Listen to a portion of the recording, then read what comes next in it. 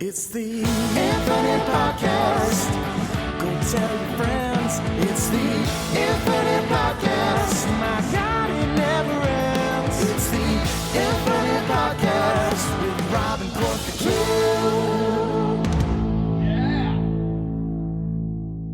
Hello, everybody, and welcome to another episode of the Project Infinite Podcast, the podcast covering the infinite and ever-expanding multiverse of fandom for movies, comics, TV shows, video games. We got you covered. I'm Rob. I'm here, as always, with Court. And Court, it's one of our most anticipated episodes of the year. It really is. Or ever, probably. Yes, it is. Since we started this podcast. Yes, it is. Daredevil Born Again, Season 1 is in the books, and we are going to talk about it. Yep, this podcast has been predicated on Andrew Garfield. Mm-hmm. Oppenheimer. Yeah. Oppenheimer casting specifically. Oppenheimer casting and Daredevil. These have been the three pillars of this whole thing. Yeah. This was obviously one of the most anticipated projects that Marvel has ever done. Obviously came plagued with numerous writing and scripting and directing and everything issues. And you know what? Like, it's kind of a miracle that we ended up getting what we got with these 9 episodes. So we'll definitely talk about that. Imagine if it was 18 episodes. We'll definitely talk about like all the backstory and stuff, and then we'll talk about season 1 in full. Just kind of our thoughts on the performances, on the storylines, all that stuff. And we're also going to talk about The Last of Us, the first 2 episodes, because our last episode we were previewing season 2, and some things we got right. Some things we got really, really wrong already in these first 2 episodes. So I'm really excited to talk about that. But first, we do have some news. First and foremost, we got another Fantastic Four trailer, and it was, dare I say, fantastic. We got a much better kind of look at everybody.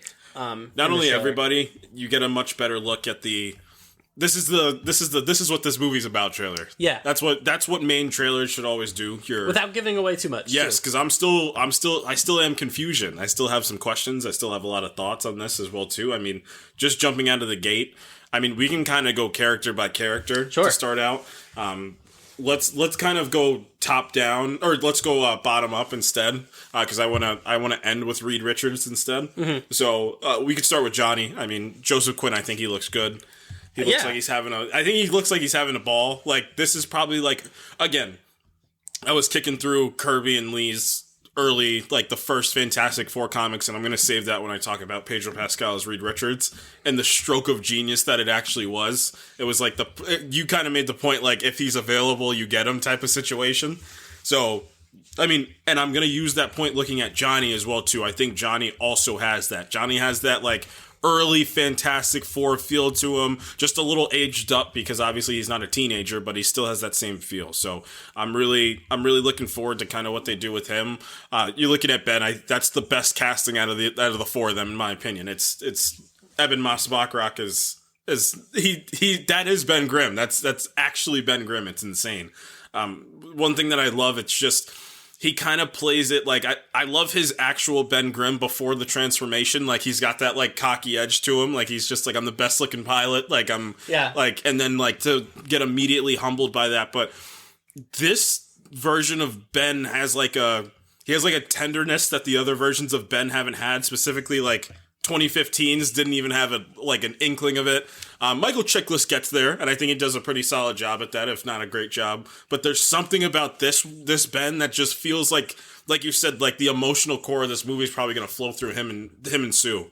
Which brings me to Sue and Vanessa Kirby, which is my second favorite casting and one of my favorite castings in the entire MCU. I mean, she was one of the early, like, back when they were doing fan castings like a year and a half ago, whenever kind of we started talking incepting who was going to play who, like, Vanessa Kirby was always kind of around somebody that can play Sue Storm, and she's just absolutely phenomenal as it as well too. She seems like the leader of this group. I like that. I actually appreciate that. Reed seems like the guy behind the screen, kind of making sure everything's going according to plan, but she seems like the field leader of the Fantastic Four, the public face of the Fantastic Four. I think they alluded to the fact that she's kind of the leader of the Future Foundation. It's not Reed, it's her. So she's kind of like the public facing one for them. And that saves what I'm actually through this trailer got most excited about. It's Reed. I opened up those books. I was reading those early comics with Mr. Fantastic, with the Fantastic Four, and just specifically Reed. And again, I get it. Like the beginning of the first trailer when he's like, Sunday at 7, never met, like, and just to see him here be like, are you going to save us? Like, I don't know. I don't know. Let me figure it out. Let me do the science. Like, this like I told you before we hopped on, it feels like an amalgamation of Kirby and Lee's Mr. Fantastic mixed with Wade and mixed with Hickman. It feels like an amalgamation of the three, specifically Hickman and Lee/Kirby. That's what I'm really excited for. Yeah. I think we got kind of a good feel for how all these characters are going to be portrayed throughout this trailer, which I think, to your point, like every trailer needs. And like, just to kind of echo your points on a couple of things, like I kind of go back to this point on the Joseph Quinn casting, in that he's been good in everything that he's been in. So I don't know why this is, it really felt like this trailer, when you finally got to hear him like speak and do a little acting, as opposed to the first trailer, people were like, oh, like Joseph Quinn. I'm like, yeah. Like, of course he's going to be able to play this kind of roguish, kind of lighthearted, like this is what he was doing in Stranger Things, when he kind of captivated literally everybody in season 4 of Stranger Things as Eddie. Like, he has that roguish kind of charm about him, and I'm curious and excited to see more of that. And then the Ben Grimm stuff, I think, is going to be what a lot of people will remember from this movie, because also what I like what they're doing with Ben 2 specifically, because we got a lot of like kind of like hero moments, quote unquote, in this trailer, where like you see how revered the Fantastic Four, and then when you kind of look at it like demographically, like through the lens of the film, like the kids seem to love the Thing, which I think is awesome, and I think is a kind of like, historically, at least on film, the Thing is always portrayed as kind of a freak and kind of like an outcast. So it's kind of cool to see, like, in this world where the Fantastic Four are these revered heroes, like, it feels like Ben Grimm has the most support from like the kids. You know what I mean? Like, you see that the picture, the frame of the little girl with like the Thing like action figure, so I think that's really cool, and I think they'll probably play that too. Like, each Fantastic Four, like, I don't know how much they're going to dive into the PR stuff, but like, it feels like each member of the Fantastic Four is kind of going to have like a core demographic behind them. So like, I think that's kind of cool. And then I totally agree about the Vanessa Kirby Sue Storm stuff. Like, she comes across as like, I kind of said it in like that first trailer. She's going to be like, if Ben's the heart, like, she's going to be the soul of the scene. Johnny's like the youthful exuberance. And I think he's probably, what's funny, and it comes out of Hickman's Fantastic Four run, he's probably going to have the most nobility out of all of them, even if he doesn't know it himself yet. And then obviously Reed is the brains, and I'm going to say this, it's for better and for worse, just like how marriage is, for better and for worse. Reed is the brains. He talks about it in the trailer. Yes. That he feels like he is responsible for whatever is about to happen. Whether that's true or not, we don't know. But he seems to think it is. Which brings us to, we see the Silver Surfer in this. We see Julia Garner, Silver Surfer. I think it looks good. I don't know where people are drawing this comparison that it somehow looks worse than the Rise of the Silver Surfer version. No, it looks. She looks like the Silver Surfer. Yeah, I don't know what you wanted. I don't know if you wanted like I don't know what they wanted. It's the Silver Surfer. Like, it was always going to look like this. It looks good. I like her eyes specifically. I like the design of like not having everything be silver. She has like, it gives her a soul in her eyes when you do that as well too. I think Doug Jones, Lawrence Fishburne, Silver Surfer was kind of played as like the stoicism. I think he captures like, I think the two of them captured together like this, like, the stoic, like, riding on the board and like looking at this planet that's about to be demolished. But I think hers is going to be a little bit more kind of, what's the word I'm looking for? Like, present in the situation, even if she turns on Galactus, which she probably will. Yeah, we get present in this. We get a classic Human Torch Silver Surfer chase sequence that I'm very excited to see. I'm sure it's going to look outstanding. And then, we get, of course, the specter of Galactus. We don't hear Ralph Ineson. We don't see Galactus proper. We see his legs. We see him stomping about at the end of the trailer, but we don't actually see Galactus. We see a planet presumably being consumed and destroyed by Galactus. You think that was real? It could have been real. It could have been a dream. It could have been another planet. Maybe the Silver Surfer like telling her story. of like what Galactus's problem is. Because that looks like Earth. That doesn't, does look like Earth. That does look like Earth. So, I mean, yeah, there's a lot. Again, I think this trailer was great. If this is the last trailer that we get, I think that would be fine. I think that would be perfect. Because it didn't really show off anything. It made the revelation, of course, that Sue is pregnant, which I think everyone kind of gleamed based on, looking a little more closely at the first trailer. Yeah, let's dip into that. Yeah. Sue's pregnancy, because obviously we're talking with a absolutely Titanus character in Franklin Richards that's going to be probably important for Secret Wars. Now, I have 2 points. My point number 1 is that I think in this movie you do an older version of him that comes back from the future. Okay. And you do the thing. You can do that. You can do the "To Me, My Galactus," and you can have them kind of be like, because they think of each other as contemporaries, like to the point even beyond that, where like Franklin kind of has Galactus as his herald at that point. Like that's what Hickman does with him. Like it doesn't matter about size. Like Franklin is like, what does Galactus tell him? Like me and you are you're gonna be the survivor of this universe, just like I was the survivor of my universe when it's all said and done. Like. Obviously, my point for this one, listen, you can do it. It's an alternate universe. Do you just get Catherine Hahn to babysit Franklin? Yeah, you could. I digress. That's a pipe dream. It can still happen. It's a pipe dream. But I do think that they're going to get an older actor, probably a notable actor to play an older version of Franklin to come back, because they do that in, it's early on. I can't remember what issue it is, but it's early on where this guy is like walking throughout New York City and like wreaking havoc, and then they find out that it's an older version of Franklin that's in New York City. It's supposed to be like a good mother and son story, so I kind of hope they pull something like that off. But I think, what do you think Galactus is after? I think he's after Franklin. I think he can feel Franklin's presence, and he's probably like, "Hey, bud, I need that kid. Yeah, I need that kid to remake my universe that got destroyed." Yeah, I mean that could be. I mean, the only thing that throws me a little bit on that is the Silver Surfer's whole kind of speech there, where she's like, "Your world's been marked for death," so it does feel like Galactus is just coming to like annihilate the Earth. Or maybe that's before that they know, before Galactus feels his presence. Maybe Galactus gets there and he's like, "There's something here that I can use." Like, you know what? I won't, like, I need one or the other. I need him to remake my universe, because he's the only one that has the power to do that. You think what they're going to do in this universe, you know what I was thinking? They might make Franklin the first mutant of this universe. Like, they're going to throw it out that reads like he has a mutation inside of him. He's the first one. Yep. Listen, let's play the theme. Yeah, I mean, I think there has to be some sort of dialogue with Galactus. I mean, you don't cast Ralph Ineson unless you're going to that was the point. Yeah.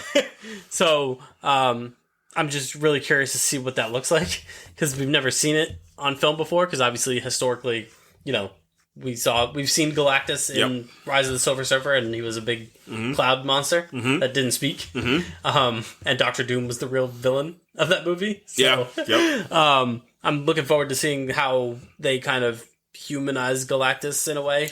I think they're going to play on the, like, he's the last survivor of that universe that he came from. And that he's going to be like, well, my life kind of sucks. I've been walking around place to place, and, like, he's going to feel Franklin's presence, and he's going to be like, oh, shoot, like, I finally have a chance to remake my universe. Like, I think that's what he wants. Yeah. He probably wants it's either give me Franklin or I'm destroying the Earth. Those are your two options. Yeah. You know what was really getting me about this trailer? It's that bit where the tone flips in the trailer. I thought that was really well done. But what really got to me was when, the guy jumps out and asks, he said, are we safe?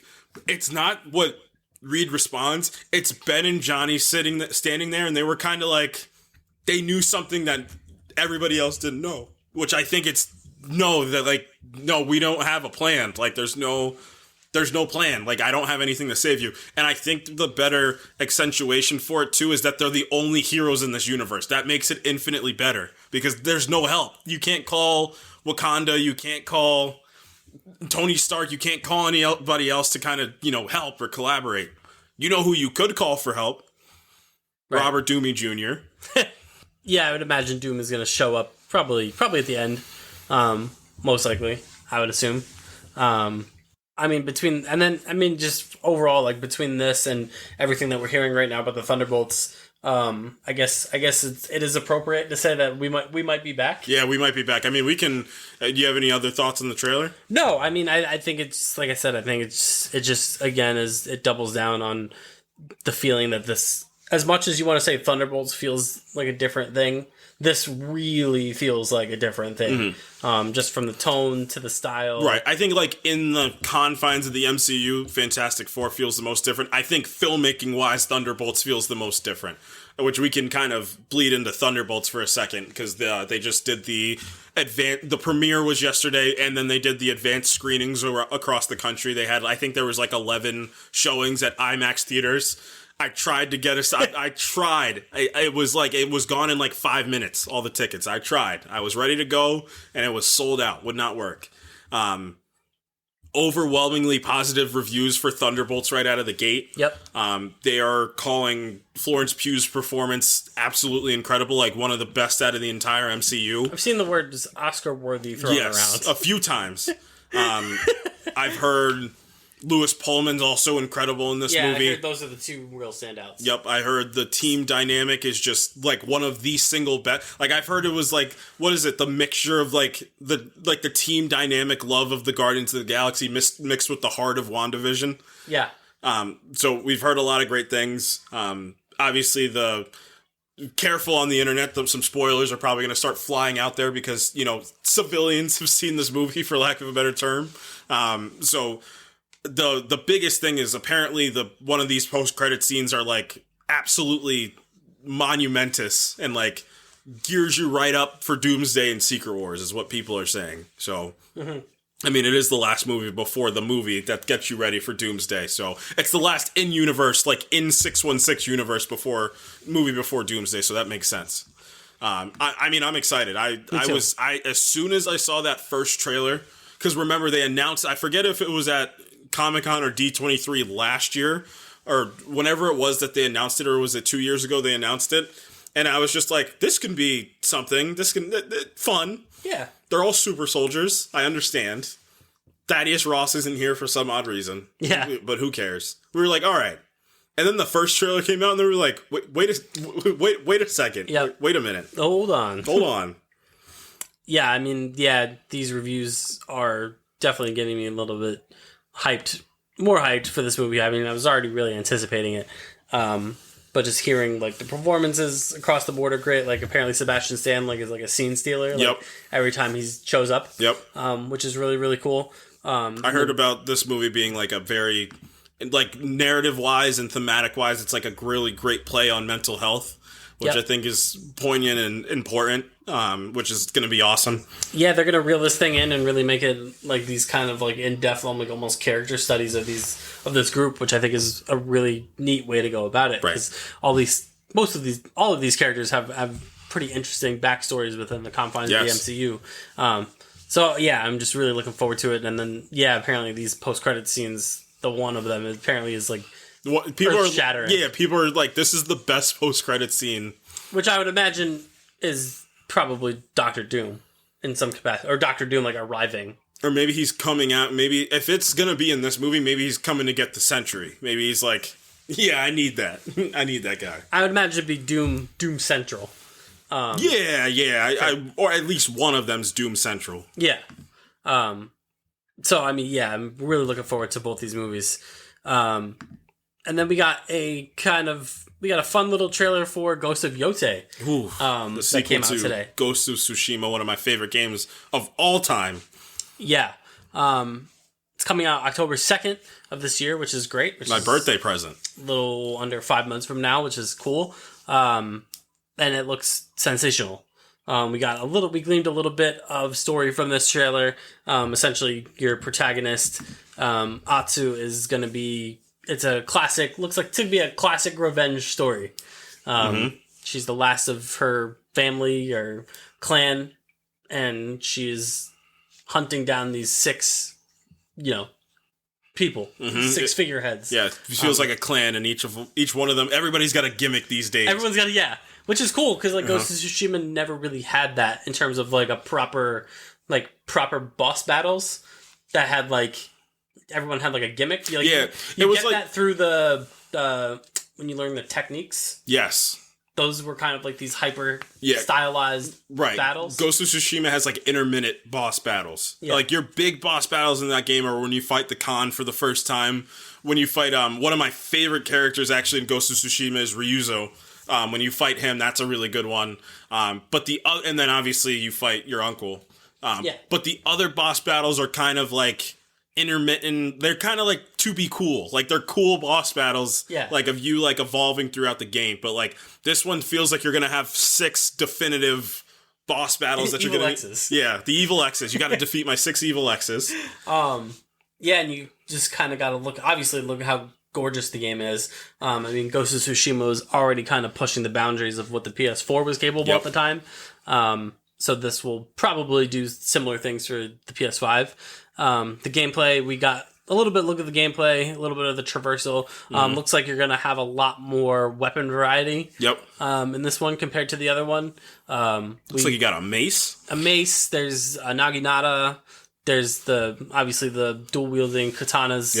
I know from the first trailer, there's like a rifle that you're going to get at some point. So, yeah, because this takes place 300 some odd years after Ghost of Tsushima. So, 1600s. So you're talking gunpowder. You're talking, so that could be really cool. And obviously, the environment just looks stunning. Oh, yeah. It's just an upgrade from... And that's what sequels should be. They should be upgrades from where they came from. I should never look at it like a past game and be like, why is this technically better than the next game? No, like, for video games, that's 100% okay, and I'm really excited about that. Yeah, so I'm really, really looking forward to this. In just 5 short months.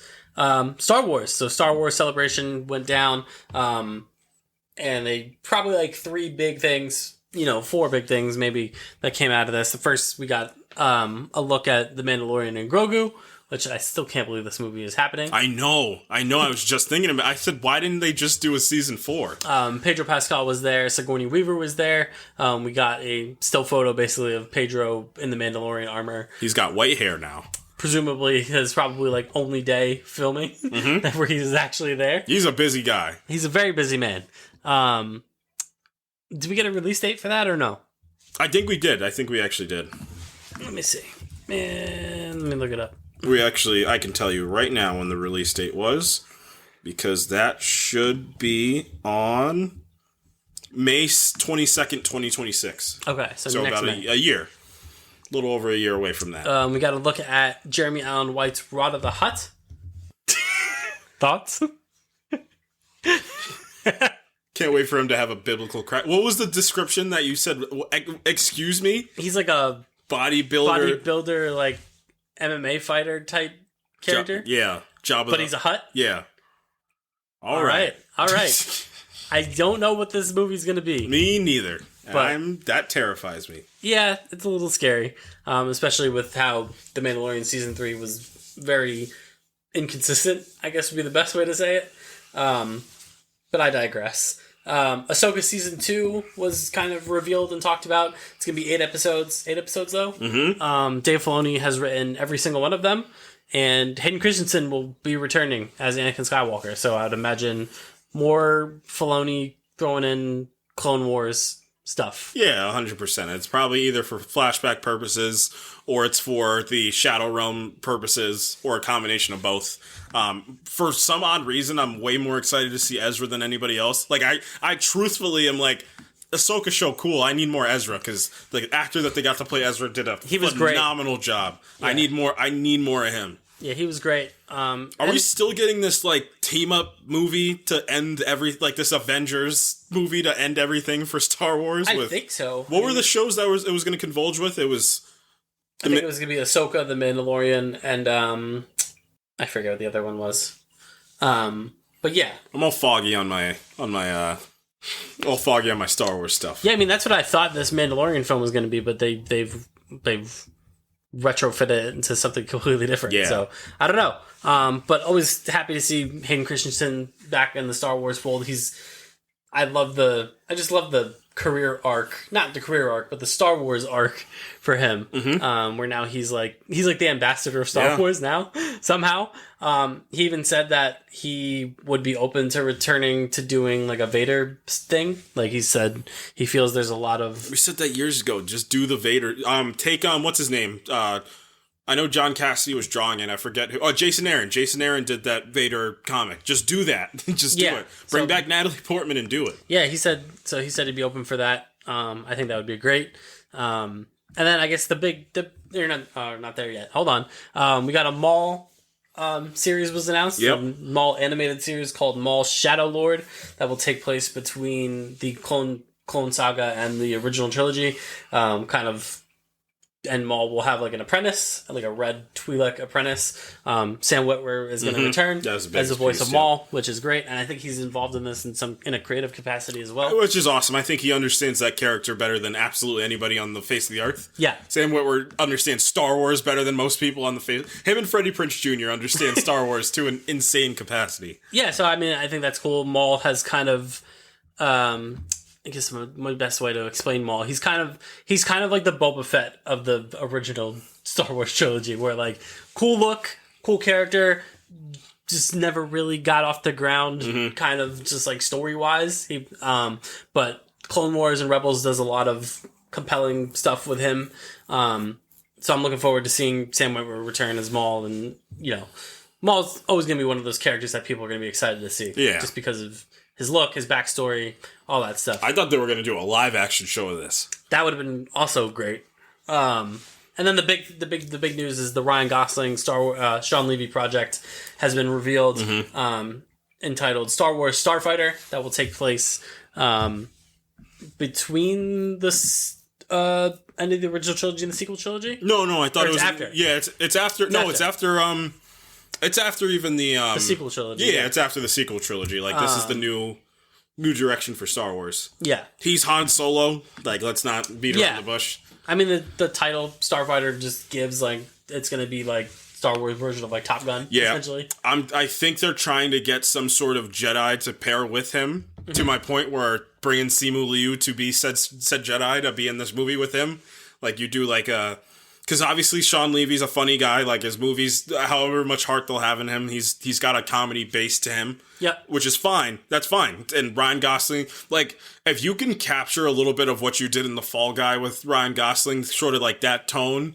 I'm going to bring up a point about Andor in a little bit, but you have the potential to kind of, like, catch lightning in the bottle, especially with the Star Wars franchise, where it is in live action right now, especially in terms of the movies. Like, I'm not going to lie, like... We're going to get this Mandalorian and Grogu movie, but, like, that movie's going to be the true test of, like, can Star Wars survive outside of the Skywalkers? Yeah. Yeah, it's a great point. And, I mean, they got the right actor to kind of test that. That's and I texted you because I was kind of live reacting when everything was going down, and I said... Ryan Gosling adding himself into the Star Wars universe is going to be like it's going to inform a lot of what a lot of actors are going to do in a franchise perspective. Because if you play somebody in the MCU or for DC, you're kind of tethered to people's expectations of what you need to be that character. And then you get into the situations where, like, well, you don't look one for one beat like that character, so you're wrong. And, like, you're going to kind of get that. What this has the unique potential to do is, like, for other actors, like these big A-list actors, to come in and be like, I can have my own personal brand fit that character. To, like, Anthony Mackie's, like, movie star point, like, Ryan Gosling is a movie star, and to which the point he is the movie star of a Star Wars movie. He's not an actor going into the Star Wars universe. He's the movie star that's carrying that movie. And I think that's the most important sell that they had. Like, the crowd erupted when he walked out. And, like, there's a reason for that. Like, Ryan Gosling's, like we talked about the New Guard movie stars, like, he's one of them. Yeah, and it's kind of funny, like, talking about him in that respect, because he's been around for decades at this point as an actor. Yep. But yeah, it does really feel like he's coming into to his own as he's in his prime, like he's hitting his true prime, which is scary, insane. Kind of, right. He's been great for so long, and now like feels like he's hitting like his movie star niche, right? And he's testing that metal by doing a fandom thing, like a franchise, which I think is cool. You know, honestly thought the first thing that he would probably do is probably like a Marvel thing, is what I thought. Yeah, I think they were trying to figure out where to fit him in, and I think he will. He's gonna do a get Marvel there, yeah. or DC something. He'll get himself. I still think if you kind of like boost him a little bit just to kind of get him into the A tier, you make him Ghost Rider. Like that's just the easiest character for him to be. Yeah, for sure. And you have him interact like with your Oscar Isaacs as Moon Knight. Obviously, Benedict Cumberbatch is Doctor Strange, and have him be Johnny Blaze, like whatever post Secret Wars things happen. Or I was just trying to think of anybody he can play on the DC side. Not the Question. He's not going to be the. They're not going to wipe his face. Objectively, he would be the best Booster Gold you can ever think of. Yeah, him and Glenn Powell would be perfect for Booster Gold. Unfortunately, Tom Cruise got to Glenn Powell, so Glenn Powell's never going to do a superhero thing. Like, he will never, ever do that. But then, kind of to my point, like, he might look at... like, that's what I'm saying. Like, somebody might look at Star Wars, like, one of these A-list actors and be like, I can still be me in the confines of this universe. So, Star Wars is so incredibly technically sound. Like, it's probably the most technically sound franchise there is, in terms of, like, you're not getting bad CGI. You're not getting, like, the sets are all practical. Like, most of the sets are practical. Like, you can put a great filmmaker into Star Wars, and Tony Gilroy's doing that right now as we speak. How incredible Andor is. And, like, the best part about Star Wars is you can flip tone throughout where you go. Yeah. But themes don't change. Like, the themes should still be roundabout the same, but tones will kind of shift as you go. So I'm really excited. Any other actor that you want to see kind of get added into this movie? Because I think people are saying that actors are turning down this movie, which is curious. Yeah, I mean, I think that's just a testament to, like, how Star Wars is viewed nowadays. You know what I'll say to that? I feel like actors turn down a lot more things than we think. We That's just true. got that list and we started freaking out. Like, I don't think it's as big of a deal as people are making it out to be. That's true. But I also think a lot of it, too, has to do with how specifically the actors in the sequel trilogy were treated by the fans at large. I mean, John Boyega just came out recently and blasted Star Wars again, which I can't blame him for. No, he said it. He said what we said. Like, he was promised the Jedi glory that he should have had. And no, he doesn't need to be Mace Windu's long, because there are only two black characters in Star Wars. Like, that's not how that works. He just should be who he is.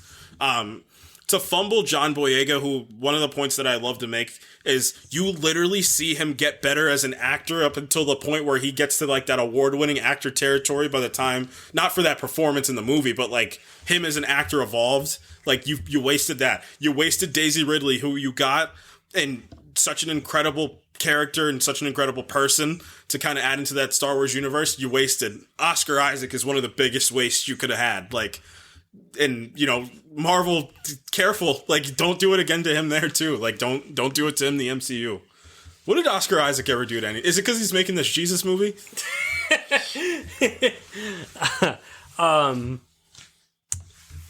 Honestly, you know what I'm thinking too, or what I was just thinking of, or I mean, I don't know the logistics of it, like time wise, but like you were talking about like pairing a Jedi up with Ryan Gosling in this Starfighter movie. Why not just Cal Kestis? I think it'd be too old. Like, you couldn't, logistics wise, it'd be tough. It would be the coolest thing because Cameron Monaghan, the two of them together, I think would be absolutely perfect. And I just want to bring the point that I think Cameron Monaghan should be the absolute A-list of A-list actors. Like, I love him so much. I think he would be phenomenal there too. I'm trying to think of anybody else that would just be like a perfect Star Wars-esque kind of person as a Jedi to get in there. Like other actors that are a little bit younger, that would just be the perfect sort of Jedi. Sebastian Stan? No. I know it's a different hair color and everything. You know who Sebastian Stan would be perfect as, just at the whole landscape? It's another Star Wars game character. He would be the absolute perfect Taron Malicos from Fallen Order. Oh, yeah. Oh, yeah. Wyatt Russell? I'm just thinking about Thunderbolts. For some reason.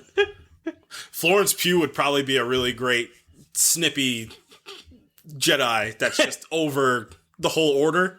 Yeah. She's like, I'll make my own order. I don't got to do your order. Do whatever I want. I'm telling you, man, Simu Liu as a Jedi would be just... That'd be cool. Perfect.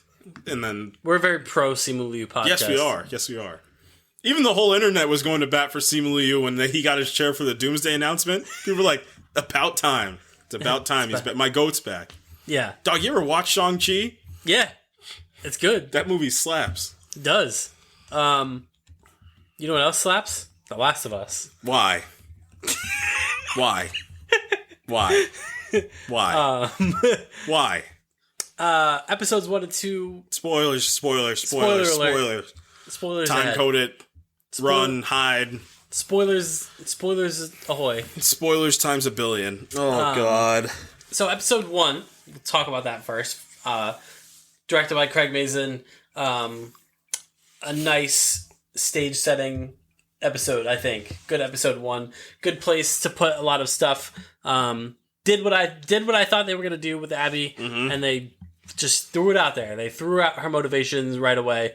The first shot of the entire season is the aftermath of the Salt Lake Hospital massacre, with Abby and company burying their dead, Abby burying her father, and vowing vengeance on Joel, no matter how long it may take. And boy, oh boy, if Caitlin Dever isn't great. She sounds exactly like Laura Bailey. It is absurd. It's insane. You buy every bit of her sadness. There's a rage she has. There's like this internal rage, and it flares from time to time. And Caitlin Devers does. I want to say something. I'm not ready to. I need to see more, but I want to say something. I'm not going to say it yet. So we get that right away. And then we just get kind of Jackson, everyday Jackson. Yes, I love it. Loved it. It was great. And then, we're introduced. We're basically this first episode introduced us to all of our new characters, and reintroduced to us all the old characters 5 years after, the end of season 1, which all of these characters look vastly different from where we left them, which is obviously what you would hope for in a time jump. So I guess we could talk about the new characters quick. I think Isabella Merced is instantly going to be the kind of darling, sweetheart, fan favorite of the entire show. I don't know if I'm, breaking any news, but I think we're on that trek. Yes. She not just embodies the character of Dina perfectly, like she's kind of making it her own. It brings up a lot of things about Dina in the game, particularly that I wasn't crazy about, where she kind of, for a lot of the game, like maybe more than half, lacked a lot of personal motivation. She was just kind of there as like she's there as like Ellie's support system. Whereas this, she seems to have a lot more tether to the other characters. And it's Joel specifically. Joel, and that was, you gotta think that Mazin probably went through the second game again, and he was trying to fit, because he's so big on character, like that's his biggest thing. So he probably went through and was just like you just said, Dina probably needed a little bit more heavy lifting outside of kind of like a catalyst for Ellie. The entire game is kind of how she plays, even however great the actress that played her in the game was. But there's this like ruggedness that Isabella Merced brings to her. There's like this kind of like, she's like fun. She's like a fun character to kind of follow. She's fun. She's like very earnest. She interacts with everybody incredibly. You don't. Yeah. That's tough to get from a side character where they bounce off every single character well, but she bounces off every single character while she interacts with. I loved her the little interaction she had with Joel in episode 1,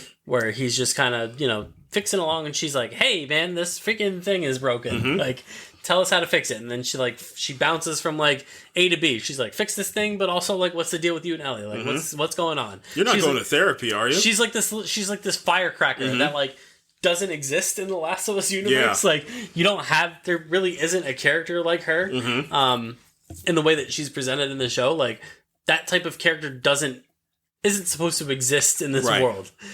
So she's like her and younger Ellie are similar, but Dina's much more fun. Ellie's like very rage driven. Like she's sarcastic, but she's also very rage driven, whereas Dina's just like everything is great. Yeah. Like I'm gonna live my life. Like I'm the young 20-something, person that gets to live their life. she's like a little post-apocalyptic hippie. Yeah. Like that's kind of. So I think she's destined. Isabella Merced is destined to be the darling of this second season. She might mess around and do that in the DCU herself too. Jesse, we got a little bit look at young. He's Nancy doing knows great. Jesse, He's doing great. very grounded, Mm-hmm. very like this is the way it is, and the way you have to do things. This is the way it is. Don't ruffle any feathers. Like this is what we need. He's very like he's on the straight and narrow. He's fast too. That's what I really like. His responses are fast. Like he adapts very well to whatever situation's going on, which I really appreciate. Yep. And then like other new characters. So like obviously Seth the homophobe. Seth the homophobe. Oh man, just plays a great homophobe. I don't know You're what the else worst, Seth. I don't know what else to tell you. You suck, Seth. He's great at getting shoved on the floor. Yeah. Abby's crew. We get a little bit. From Owen's 6'5". It's distracting almost how much bigger he is than the rest of them. If they want to restart the NBA in the post-apocalyptic world, you start with Owen. He is a Paul Bunyan-esque looking man. Yeah. Abraham Lincoln got nothing on you, man. Spencer Lord, I was unfamiliar with your game. How tall is Spencer Lord? I was like, wait a minute. Why is Owen so big? The first thing that happened was Spencer Lord height when I typed it in. How tall is Spencer Lord? This is 5'8". No shot. No earthly shot.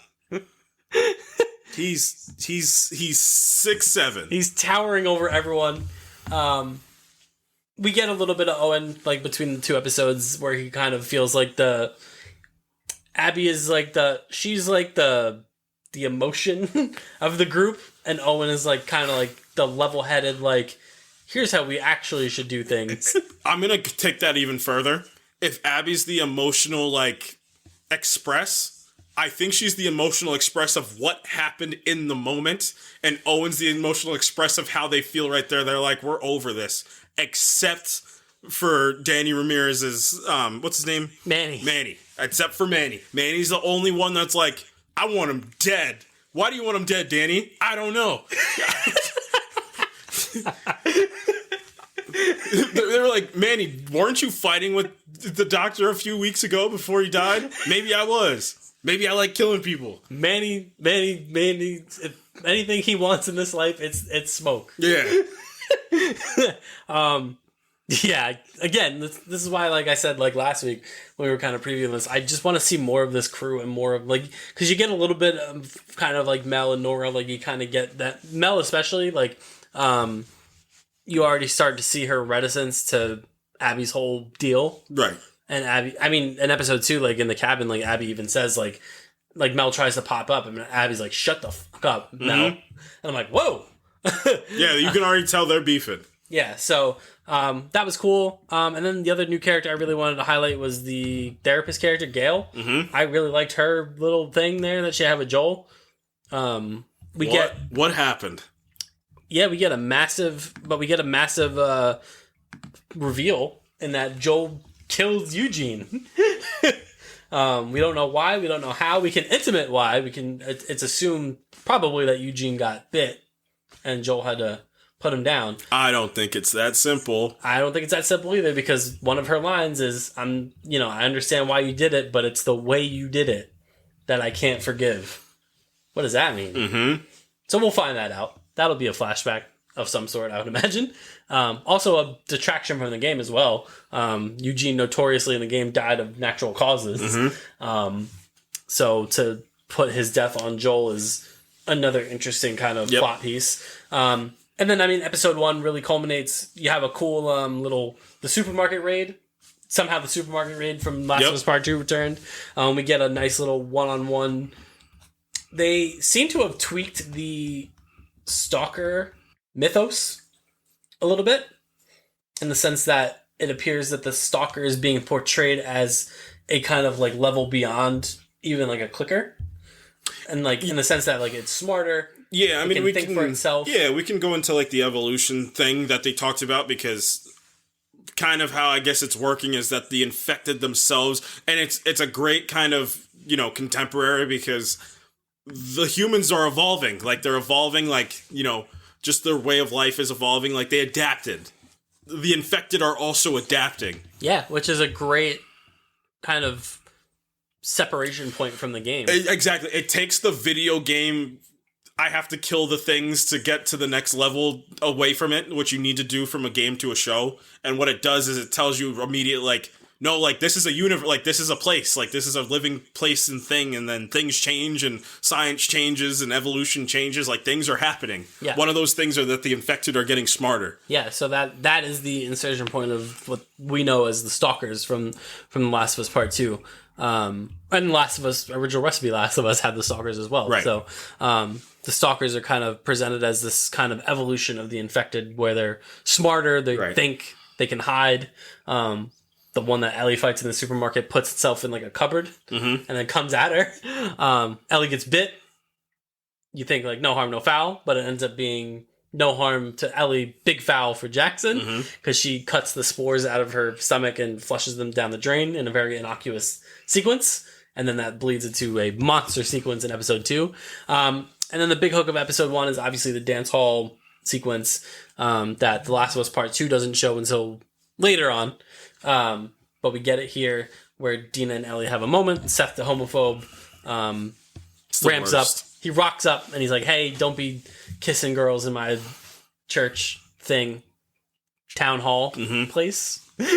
Well, it's like your local firehouse in your own community. Everybody's got a firehouse in their community that does everything. But no, you want a birthday party? Have it at the firehouse. No kissing you girls. Want a council meeting? Have it at the firehouse. No girls kissing girls in my firehouse. And then Joel shoves that man to the floor.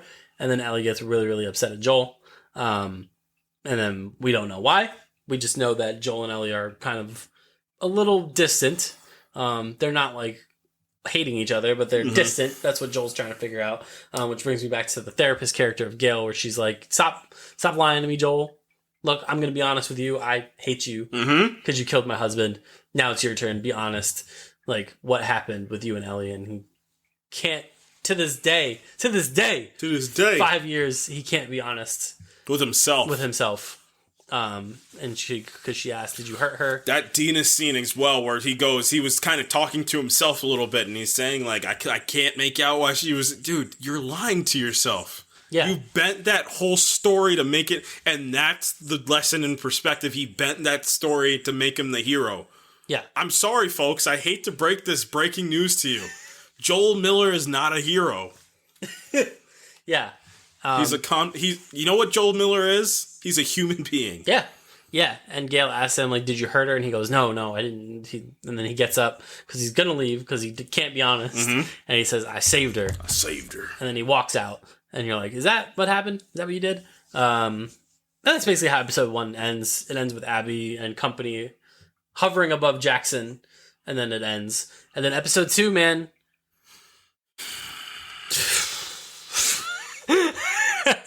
Episode 2, they did it. They did the thing. Did not think they were going to do it. No, if you go back, did not. If you go back to our preview episode last week, we were wrong. We were very wrong. You know what variable we didn't equate for? What if they just followed the game? What if they just did that? With some slight alterations. But yeah, man, episode 2 culminates in the death of Joel Miller at the hands of Abby. Plays out exactly like the game. Abby goes out on a little expedition by herself because she's fed up with them just hanging around. Like, they see Jackson, and rightfully so. They're like, holy shit. They were like, we didn't really kind of recognize it at night, but, like, you know, now that it's like they have, like, this is like a fortified city with weapons and a population. And yeah, we're not getting in there. Yeah. And even if we did, there's 40 million people there. Yeah. We only know this guy's name. Yeah. And a brief description. Right. And Abby goes like, what are the odds that we're ever going to run into him? Hey, what did K2S say? It's high. It's very high. And then I love that bit where Abby's like, all right, fuck you guys. I'm going out on a snow mission. And then, because Owen's like, everyone relax. I got a plan, John. You always got a plan, Dutch. Do you have plans? I have concepts of a plan. So she leaves, and they're like, do you really have a freaking plan? He's like, I got a plan. Mm-hmm. Go home. We're going home. We're going home. We're going back to Seattle. When Abby gets back, I'm going to tell her we're Chill out. We're going home. We're done. It's over. We've been tracking this guy down for 5 years. And sure, maybe we're here now, finally, but we can't. We got no shot. No shot that this is going to go well. Returning character that we didn't talk about was Tommy. Mm-hmm. Gabriel Luna. He's the mayor. He's still incredible. He's great. He gets a lot to do in episode 2. Directed by Mark Mylod for good reason, because big battle, big fight sequence. Dude. Now, this is something I did get right. I said whenever we get to the assault on Jackson, that it's going to be monumental TV. And boy, was it I think my expectations were lower than whatever we got, because oh boy. Yeah, so the whole, I mean, the symbolism behind the snowstorm is brilliant, obviously. Mm-hmm. But so the whole episode is built around the snowstorm that's incoming. Ellie and Jesse, they rip the dialogue one for one from the game, where Jesse comes to get Ellie and they go on patrol. Big blizzard. The biggest blizzard. The biggest blizzard you've ever seen is coming. Tommy's like, hey, pull everyone back to Jackson. Big blizzard, big snowstorm. But unfortunately, he can't get in touch with any of the main characters. Oddly, they were planning before they did a drill right before. Yeah, so they can't. Well, because they were spooked by Ellie's stalker story when they were like, when Ellie was like, "There's smart infected out there," and they're like, "Oh, smart infected, no bueno." Mm-hmm. But yeah, so Ellie and Jesse go out. So this is where we play a little musical chairs between the game and the show, where things play a little bit differently in terms of who's where. So obviously the Jackson assault is not in the game at all. So Tommy stays there. Ding ding, I got that one right. Yep. Remember when I said that, what if Tommy wasn't in the cabin with Joel? And you were like, nope, keep it 1-1. And lo and behold, Dina was with Joel. And it helps both their characters in this situation. I agree. 100%. Helps both of them. Yeah.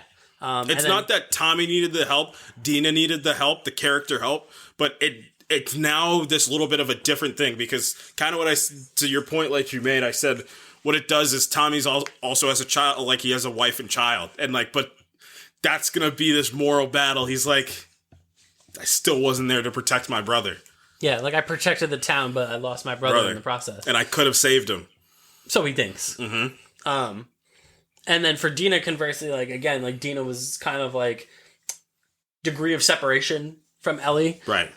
When that whole thing happened, where Ellie's like, I'm going back, I'm killing this bitch. And Dina's like, I'm with you to the end of the line, pal. Whereas now Dina was there. You know what I mean? Right. Dina's the one with all the information, where she knows who Abby is. She knows where they're from. Right. So I think that gives Dina's character a little bit more agency, which I think she needs from the game. So I'm really looking forward to that. So I guess we'll just talk about the assault on Jackson first. Brought about by two things. One, Ellie cutting the cordyceps out of her and depositing it down the drain, and it grew inside the roots in one of the pipes in Jackson. And then secondly, we find out the infected have been kind of hibernating. Mm-hmm. They've been using the dead infected as insulation. To just kind of hide. Gross. And these dead infected are awoken by Abby. Mm-hmm. Accidentally. Yep. She's going, I don't know where she's going. I don't know, she's just suicide missioning it to Jackson. No, I think she wasn't she sees Joel and Dina. Right. Or she doesn't know it's Joel and Dina. Well, I thought she was just trying to get a better look at the town. Well, she sees... wasn't she trying to capture two of them and make them tell them where Joel was? Yeah. She sees the two on horseback, and she's going down there. She falls, and she awakes just heaps of infected. You want to talk about a horde? You thought the horde from season 1 was something? This horde would eat that horde. Yeah, this horde is the old horde is tackled. This horde is humongous. Yeah. Somehow each horde is also only led by one bloater. Yeah, well, they're like the captains. So this horde awakens. It comes after Abby. It's horrifying. Dog. When she's running. What is that? Nah, man. What is that? She's running. She gets tackled to the floor. The fence is closing in on her. One infected gets through, tackles her to the ground. Just when you think it's curtains for Abby, bang! Mm-hmm. Big gunshot. She grasps hands. She grabs hands and flexes her biceps with none other than Joel Miller. No. She gets inside with Dina, and Dina's like, Joel, we gotta go. And Abby said, huh? Joel, you say? This guy's name couldn't be Joel Miller. He's not handsome. No, he is handsome. She looked right out and she's like, he is handsome. It's gotta be him. That must be It must be him. It's the most handsome man I've ever seen. No, I'm Joel Mitchell. That's the hottest guy I've ever seen. In this apocalypse? Apocalypse? Who? Apocalypse? So Joel and Dina are fleeing with Abby. They see Jackson. So then we segue into the Jackson battle. The Infected are here. Knock, knock. The Infected are here. We're coming in. My man with the binocs is just like, oh. Bro, he's trying to be cinematic. Dude, ring the bell. He was like, raising the binoculars. Dude, they're infected. Go ring the bell. Gets the binoculars, puts the binoculars down, gets out a telescope, looks out the telescope like he's a pirate. His eyes go through it like a cartoon. Auga! Ding ding, the bell's ringing, and Tommy's like, Men of the North! The men of the North.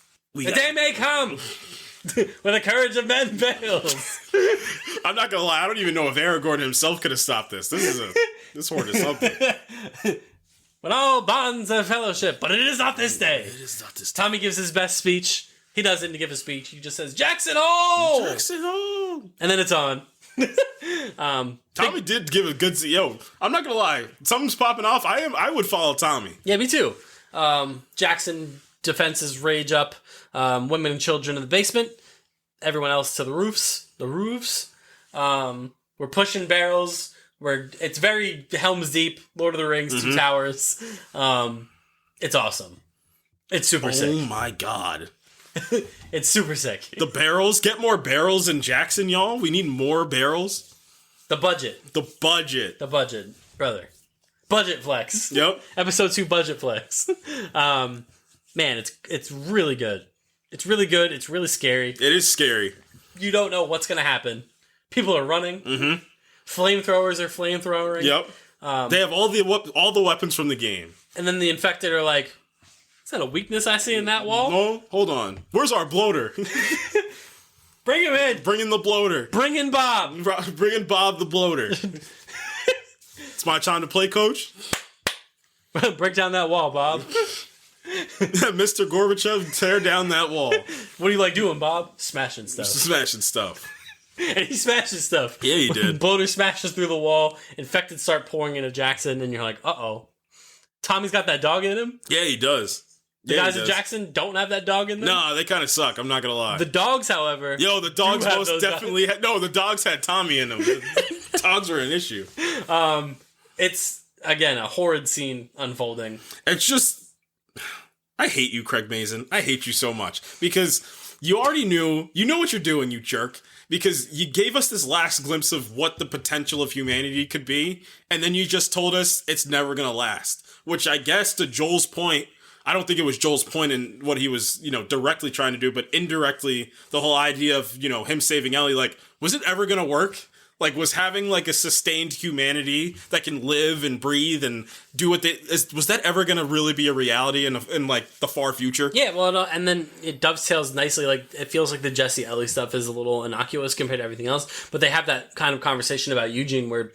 Ellie's like, Eugene was a firefly, and Jesse's like, yeah, but he quit because he's tired of killing people. And then it's intimated that he got bit. Mm-hmm. And Jesse was like, man, if only there was a cure for being infected. And Ellie's like, yeah. Mm-hmm. Yeah, if only. that would have rocked. Yeah. Shame about Dude, this horde is terrifying. It's so crazy. But between that, we are interspersed with Joel and Dina getting back to... First, they want to go back to Jackson. They see Jackson aflame, and Joel's like, we got to go back. And Dina's like, it is negative 400 degrees. Mm-hmm. We are not going to make it back. Why did they go out in the first place? Because they were on patrol. But why did they go out in the first place? They don't have snowstorm we can take one day off? And Abby's like, I got a cabin up on that yonder mountain. Me and my crew are there. And Joel's like, are they armed? And Abby's like, hell yeah, they're armed. Joel's like, good. I love guns. Let's go. Because Joel's, and this is again different from the game, which I think the show makes it make a little bit more sense. Because I know like one of the conceits of the game is like Joel would never go willy nilly into some random stranger's cabin. And he did. And he did. But in this, it's out of desperation, and Joel's like, hey, we need to recruit these armed people to defend Jackson, because the town's under attack, and my brother's there. Like, we need to get these guns and get rolling. So they get rolling, they get up the hill, they get to the cabin, and Joel's like, whew, out of the fire and into a cozy cabin. This is great. This cabin's really well kept together for being in the apocalypse. It is very well kept together. It looks furnished. You guys seem really, really nice. Thanks, guys. You guys rock. And Joel's like, all right, get your guns, get your stuff. And Let's Dina's go. Yeah. Dina has frostbite. That sucks. Sorry, Dina. Sorry, Isabella Merced. And Mel's like, nope, we need to chill to get you looked after and warm. And Joel's like, whew, nice golf clubs. I used to golf back in the day. I love golf. And Abby's like, this is Dina, and this dramatic turn is Joel. Bum, bum, bum. And Joel's like, yeah. I'm Joel. I'm handsome. And Abby's like, yep, you are. Kablam! Kablamo. Uh-oh. You're the scene of Joel's death from The Last of Us Part 2. I love a few things I love. I love Mel's humanity. I think she's a little bit more human in this show than she was in the game, which helps too. Yeah. Because if they do the thing where when Ellie murders Mel, Lord, like, that's going to be even tougher. And again, I was thinking about it too, because I made the point. I said, I think they got the mocap from the one actor that was in Agents of S.H.I.E.L.D., I forget what her name was, to play Mel in the game. But the actress that they have here that was in Gert. Gert from Runaways. Yeah. She has an innocence to her. And apparently she cried for real, and they just kept it in. Wow. Like, cried for real, like when the thing was happening, and they just kept it in, because they were like, nah, that's awesome, actually. That's real. That's not acting. So yeah, Abby blasts Joel in the leg with a shotgun, and then she's like, tourniquet his leg, and now it's... haha, it's rewind time. It's torture time, baby. She grabs the golf club, and Joel's like, and she gives Joel this speech where she's like, I'm going to give you the chance to tell the truth. Or this is before she shoots him. She's like, I'm going to give you a chance to be honest for once. Like, where was the last place you were that were fireflies? And he says, Salt Lake. And she says, you killed 18 fireflies that day and one doctor. And then Joel says something about I'm sorry, I ruined your life or whatever. And Abby goes, what life? And then she blasts him. No, Joel goes, I saved your life. I saved your life. And he goes, what life? And blasts him with the shotgun. Tourniquets his leg, and then she kind of goes into She says the line. She goes into sicko mode. You don't get to rush this. Yeah, because and then she starts smashing him in the leg with the golf club. Smash cut to everyone in Abby's crew going, ugh. Yeah. Except for Manny, who's like... Manny's like, about time. Hell yeah. Let me get a couple This of guy's swings, really a thorn in my side. Cut back to Jackson. It's all hell's breaking loose. Literally. The bloater is in full force. It's about to go after Maria, and Tommy's like, hey, you big idiot. Come here. And the bloater's like, I know you ain't talking to Big Bob like that. What does Big Bob like to do? Smash stuff. Yep.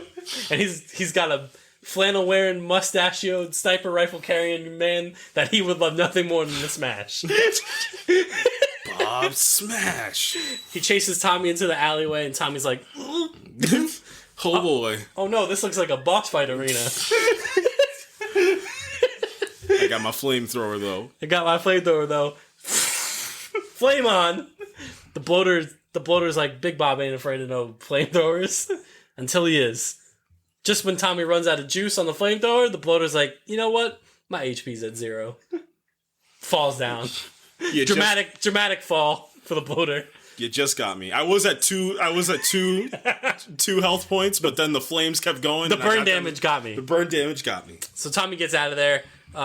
Release the hounds, Maria says. A little too late? Maybe release the hounds a little earlier. That should have been one of your first. That should have been the first move. The hounds turn the tide of battle somehow. And then it's over. The hounds are the equivalent to Gandalf the White coming back in Return of the King. Yeah. We released the hounds and we did it, everybody. We won. Many people are dead. Yeah, everyone's almost dead. This cleanup is going to be outrageous. I'm not coming into work tomorrow, actually. No! I will not be part of whatever cleanup is going to be required here, where we have to take 5 trillion bodies off the street. Right. You guys call me when it's done. I think I'm sick tomorrow, guys. Jesse and Ellie make their way up to the cabin because they heard that Joel and Dina didn't check in. Mm-hmm. And there's good reason why they didn't check in, because Dina is asleep, and Joel got his leg blown off. So they won't be checking in. They were very careful to just put Dina to sleep. They injected a little thing in her arm, which, again, is different from the game because it's Tommy in the game, and Tommy gets smashed in the face until he's unconscious. Right. Which Abby did threaten Dina with. Yep. They're like, stick the needle in her arm, or I'm going to smash your head in. And that'll put her to sleep. Yep. And Manny's like, I'd like to see that personally. Yeah. Can we do option B, actually? Option A is mad boring. I think Manny hates Mel because how, like, subdued Mel is. He's like, why can't we start shooting? I love violence. I love violence. So yeah, Abby's smashing Joel with a golf club, just smashing him in the leg. Owen's like, come on, can we go home? Can you just end this, please? And Abby's like, can you guys stop trying to tell me how to revenge? Right. I'm very angry and I'm very upset, and this man deserves this. And Owen's like, all right, let her cook. She's pulling the Dave Chappelle from the they try to kill my father. Did kill my father. They killed my father. And Owen's like, you got 5 minutes. And then just put a bullet in him and let's go. And then Ellie blasts through the door. Yep. Not for long. She gets thrown on the floor. By Manny. She slashes Manny across the face. Manny will remember that. He kicks her in the ribs real hard. And he's like, I'm a killer. And they're like, whoa. Come on, man. Come on, man. Chill out, bro. We're not here to kill her. We're here to kill one man and one man only. And then the thing happens. Joel Demetrius Miller. The thing happens. That I was convinced they weren't going to do in the second episode. And then they did it. Ellie is screaming at Joel to get up. He is beaten to death. Almost to death. And then Owen's like, all right, this is getting way out of hand. Clearly, these people from Jackson know that we're here. Because there's another one. Another one just showed up. So presumably, others will show up. So let's go, please. So Abby grabs the piece of the golf club because she beat him so viciously that the head broke off the golf club. And then she stabs him through the neck. And Ellie swears revenge. I'm gonna kill you. It's almost like it's some type of cycle of violence unfolding. You're the cycle of violence from The Last of Us Part 2. Dog. They let Ellie live, and they leave. And Ellie crawls over to Joel. She hovers over him, and then she lays on him. Yeah. On his dead corpse. We cut back. He's fine. He'll be okay. No, he won't. He actually won't be okay. Joel Miller will not return. We cut back to Jackson, and everyone's like, whew. Good thing nothing horrible happened while we were fighting all these zombies. No, our infrastructure manager, Joel Miller's dead. And then we cut back to Dina, Ellie and Jesse carrying Dina back to Jackson with a body bag. Dog, no. I hate you, Craig Mazin, because I was watching, and then Ashley Johnson singing Through the Valley, and then next thing you know, I see they're rolling through it. I was like, this sucks. And then they're dragging his body behind. I said, what did I text you? I texted you like, I'm numb. And then I saw them dragging his body. I said, I'm not numb anymore. Now I'm in actual pain. And that's it. They did it. They killed Joel in episode 2. Fear not, Pedro Pascal will return. Yes. Because the power of flashbacks. Spoilers for Last of Us Part 2. There are several Ellie and Joel flashbacks that kind of fulfill that 5-year gap. And I'm assuming we're going to get one with Joel and Eugene as well. So fear not, there will be much more Pedro Pascal this season. Yeah, you don't get Pedro Pascal and have him in 2 episodes. Yeah, no. So he'll be back, but Joel, unfortunately, in the present day, will not be back. And he has been tackled. Him and Bob the Bloater enjoying the big infected arena in the sky. Man, they did it. They killed Joel in episode 2. Like you said, crazy how they just kind of followed the game, huh? And it's harrowing, it's emotional. and now Ellie will go on her revenge tour. It's jarring every time I see the body getting dragged behind. Yeah. I hate it. I hate you, Craig Mazin. You're so good at your job. I hate you. So episode 3 will be coming out Sunday. That'll be the call to action episode for season 2. Yeah, for Ellie, for Tommy, for everybody. Because we still have to see Tommy's reaction to everything. Tommy's going to lose it. Yeah. I'm really curious to see how they play that with Tommy having not been there. He's going to lose it. Yeah. Daredevil. Yeah, we didn't even talk about Daredevil yet. I just realized. We were talking for a while. We still got a whole Daredevil talk to do. Yeah, I mean, Daredevil Born Again is out. It's done. Season 1 is over. And what a miracle this show was. Yeah, I mean, you want to talk about stitching together to near perfection. That's Daredevil Born Again. I mean, you know how lucky they are that people didn't herald this season as an absolute mess? Some people did. I saw some people calling it a mess but, you know, calling it a mess with great moments is still better than what the worst version of the show could have been. Yeah. One of those worst versions were the original version, if it never got touched, I guess. Yeah. Man, I can't believe they salvaged this, and then they gave us that out of there as well, too. Yeah, this show is kind of Frankenstein between... We have season 1, which is episode 1, 8, and 9, and then season 1, which is episodes 2 through 7. With a little bits that go into the 1, 8, 9 section. Yeah, little through line. So let's talk about the, I guess, original recipe Born Again stuff, which is episodes 2 through 7, which still has some really, really good stuff, specifically the White Tiger, Hector Ayala stuff. We touched upon, I think, when those episodes came out. It was some of the most, like, you want to talk about when some people are like, I wish the MCU would do more day in the life. There it is. That's the stuff that I'm talking about. If people say that, that's the stuff that you need to approach it as. Like, you want to talk day in the life of, like, have Reed Richards bring you to his lab, or have Matt Murdock have an actual trial with another hero with him. Like, that's the stuff. And the emotional impact, and it's beyond the actor passing away too. It's just the emotional impact would have been the same either way, and the execution was really well done. So I will say, to the wherewithal to save that, I don't know what they cut and but the wherewithal to save as much. I think the only point that I think you made before is like, I wish he would have white tigered more. Maybe that's the only thing I wish, but maybe that was the point, is that he wasn't the white tiger. He was Hector Ayala. That was the more important thing. Yeah, I mean, we talked about Camar de los Reyes' performance. My God. Amazing. Like, that courtroom scene when, you know, Daredevil, or Matt, flips on him and says, like, you're White Tiger, aren't you? And then he keeps asking him, you know, why did you save this person? Why did you save that person? And Hector keeps saying, because it was the right thing to do. And then only for that to flip around with Fisk saying, like, this is unacceptable. And then, you know, we later find out that it's Cole North that executes Hector Ayala and kills him.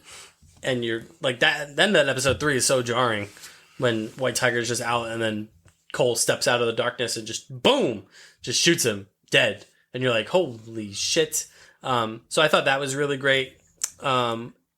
Muse, man, you had something actually special, and you could have had, like, and I think this is something you could have really used it to advantage if this show is going to have a season every year for just keep it rolling. Like, I don't know when you ever have to cut it off, but one thing you really could have did was, like, the show could have operated on the villains just don't die. They just keep evolving, changing. They're humans, they're people, so things keep happening in their lives.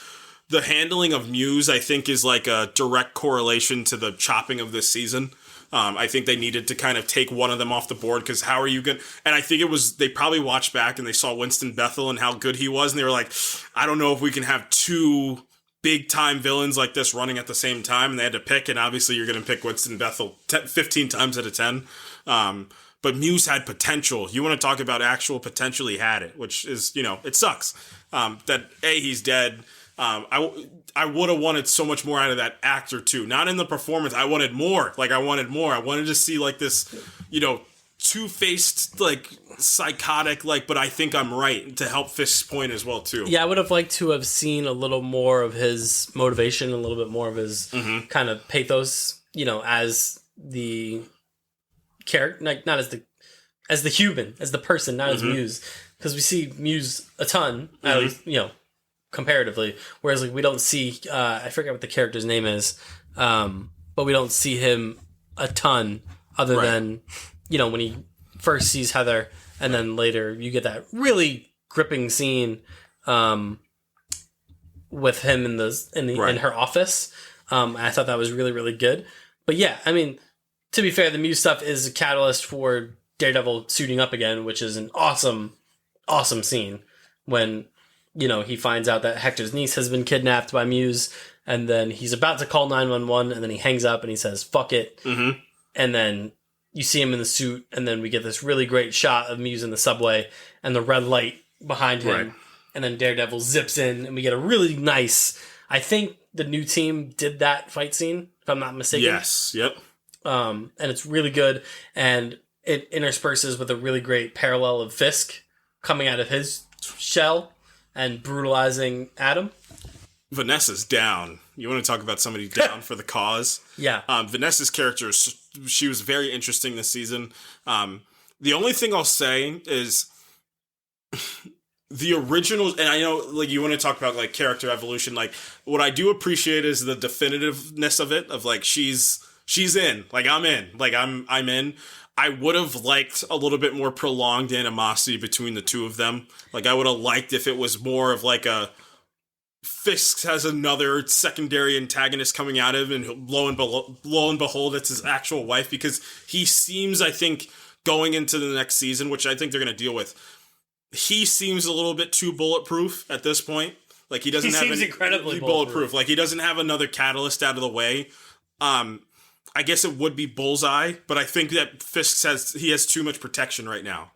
Yeah. Vanessa secretly trying to plot to kill him, but acting like she loves him. That could have been like imagine like she shoots Adam and she loses it after she shoots Adam. Like Fisk leaves and she just absolutely breaks down. Yeah. Yeah. No, that's a great point. That subplot between him and Vanessa felt a little choppy. It felt like they needed to resolve this as fast as possible. And I think I know why. Because originally they were going to recast Vanessa Fisk. Right. And until the overhaul, and they brought, the actress's name is Islet Zur. They brought her back. So I think, I do feel like they probably felt, I feel like they probably shot a lot of material with the new Vanessa actress. And then when they brought Ayala Zera back, they filmed obviously new stuff. So I feel like a lot of that tension that you're talking about probably got left on the cutting room floor, and they kind of had to stitch it together as best they could. Yeah. So that's why I think that's why it feels maybe a little bit rushed. Yeah. And a little bit resolved quickly. If I think the addition you make next season, maybe you make next season 13 episodes. Obviously, the turnaround's going to be more difficult to do 13 episodes if you're going to do this yearly. Like 8 to 9 is probably your wiggle room for a year-to-year turnout. But if you shoot this like traditional television, like the way that you do network television, like you're just always shooting. Like when we were watching The Flash, that's why changes can happen mid-season, is because you're always shooting, and you can kind of adapt to audience reaction to whatever needs to be adapted. So I wonder I think that's going to be their approach. I think they want to treat this as like network television, of like, we're going to have a season every single year, like every year just like we were watching The Flash, just like we were watching Arrow, like every year, October of every year, the new season comes out of everything, and then we start again. Yeah. So yeah, the Muse stuff, I think obviously is kind of a low point because it just felt unfulfilled. Yeah, I think episode 7's the worst episode of the season. It's episode 7 or episode 2 are probably the weakest episodes of this season. Yeah. I think you're right. I think 7 is probably the weakest. Yeah. Because a lot happens, and a lot of it just kind of feels a little like you're just like, that's it. Yes, exactly. I felt like unfulfilled after the episode. Like it just kind of felt like Muse was getting going. And then episode 7 happens, and he's just, that's it. Mm-hmm. He's just off the board. And I thought you had the potential, like I said, to keep like. Just like I'm reading a comic, like these heroes have villains coming at them from all different directions with all different motivations, and Muse and Bullseye potential to team up against the two of them against Daredevil is gone now. So you have some interesting kind of plot threads that are now gone, unless somebody takes the mantle of Muse next, which I think is possible. I wouldn't totally shut the door on that happening. And I think another casualty of the kind of Frankenstein nature is the Heather character. Yeah, she gets, unfortunately, as the season progresses, like, she kind of gets, like, I don't know the word I'm looking for. She starts to erode as the season goes on. Yeah, she doesn't get literally, there's a term in comics and writing in general called fridging, where a character just kind of dies just to move the plot along. She doesn't get literally fridged. I think she gets creatively fridged. Yeah. I think it's too easy for Fisk to just take her and her to be just so down. Like, I don't think you do that in a season 1 with a character. Yeah, like the conflict between her and Matt felt very forced. Like to where she's supposed to be like an empathic therapist type. And like for some reason, anytime he tries to say stuff about Fisk, she just doesn't want to hear it. Right. And she thinks he's like losing his mind. And I'm just like, I feel like the guy with the history with this person, you should kind of trust him a little bit more. And aren't you a therapist? You can't read this from him? And I don't like the fact where he says, I think it's in episode 7. It might be episode 7. Or it might be episode 8 even when he says it. When he's like, Fisk is using you to get to me. Like, if he's in our lives, that's a problem. And then she says, he's the mayor. He's in all of our lives. What does that mean? What mayor is in your life? Especially of New York City. Right. Yeah, exactly. You're in some small town, maybe. Yeah. Not in New York City. Yeah. So, yeah, that character, I need to see a little bit more from that character before I'm convinced. Need to see I need a little bit more of a dynamic nature. Like, I need something, like, you want to talk about Karen and, like, the immediate punch that she gives you in season 1. Like, the innocence that there's, we could talk about Karen and the punch that she gives you in this show. Yeah, like, and she does it in 2 episodes. Yeah, I mean, when she... And it's creatively different, but when she shows back up in episode 9, it felt right. Right, exactly. The original score played. The show was... That. And all of, like, the show, like, was just clicking on a whole nother set of cylinders in that finale, which we're going to have to just talk about. The last 2 episodes were great. Yeah, which is not accidental. No. So, I mean, is there anything from, like, the old... I mean, I will say this. Something from the old stuff that I really liked was that episode 5. That, yes. The bank bottle episode. Yeah, that was... you want to talk... Again, the network television approach, bottle episodes are always a thing. Like, this person does this thing, and it's like a rant... Like, it's like the week-to-week... thing. That's probably one of the best week-to-week things that's probably one of the only week-to-week things we've ever gotten in the MCU outside of She-Hulk. I really enjoyed it. I loved that episode. It was one of my favorite episodes. Like, we don't see that in the MCU. Like, you don't usually see that in modern superhero storytelling outside of the Arrowverse, where it's like, drop the character into this thing, they just deal with this thing for this episode. There's no, like, larger implication. It's just that episode. And it's not... Even the insertion of Kamala Khan's father was not distracting. No, it wasn't intrusive. It felt natural. Yeah. Like, he was there and just felt like... And you want to bring up the comic point, like, where characters show up of, like, that's cool. Like, Kamala Khan's dad is the bank. He works at the bank, He just works at the bank and, like, the universe is bigger, but it's also, like, when you think of, like, small world, ain't it? Like, and, like, what Kamala Khan's dad also does is he accentuates, like, Matt's nobility as well, too, of, like, like, I'm gonna, like, I hope to get you down there for dinner one day, too. And I just love Matt doing Matt things. I love, it's getting him in a situation, again, the bottle episode, you put them in a situation that's a little bit off and a little bit weird, and then they have to navigate through this thing and see it out on the other side. When the bank's being robbed and he walks back in, and he's like, hey, what are you doing here? He's like, who, me? You talking to me? I'm blind. I can't see. Who's talking? Who is this? What is this? Is this a robbery in progress? What's going on? No way. Is this a 187? What's happening? I don't like you, solicitor. Shout out to that guy. Yeah, that guy was cool. He's a better villain than Muse in this season. He got away. He did get away. I need that guy to do that once a year, and every single year on St. Patty's Day, he does that, and Daredevil has to go back and deal with it every single time. But their tech just gets a little better every time they do it. I would like him. Yeah, I would enjoy that as like do it every single season. Him as like a C-list like recurring villain who's just like he's not threatening anyway. Like he's not actually gonna win, rob the bank, but like he's just like a thorn in the side. Mm-hmm. Like he gets That's kind of like what Officer Powell was this season. You mean young Robert De Niro? That guy looks exactly like young Robbie De Niro. Him getting conked in the head in the tunnel was hilarious. When he was like, hey, bonk. He gets taken out. They're like, you sure it was Daredevil? He's like, yeah, I'm pretty fucking sure. Yeah, I just gotta say, guys, I think it was him. I love the beef between him and Matt. Yo, they do hate each other. I heard you have a black eye. Sorry to hear that. You know, they say the cure for a black eye is fast hands. And even the judge was like, all right. Yeah, what's your problem, bro? Cut it out. What's your problem? Mr. Murdoch. That was crazy. Yeah, I don't know if there's anything else from the newer stuff. I mean, the Punisher stuff is great, obviously. Yeah, the Punisher stuff is really good. In episode 4, yeah. But that's part of the 189 extension. Yeah. Because Bernthal specifically said, like, what they were going to do with my character, I was done. I was not going to come back. So, yeah. I mean, but that scene was one of the best scenes out of this entire show. Yeah. He got life. What about old Foggy? He got life? Come on, guys. You don't say that. You don't say that. What is that? What is that?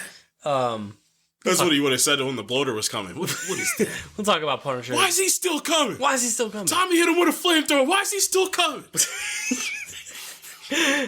We'll talk about Punisher when we start talking about these other episodes. I'm trying to think if there's anything else.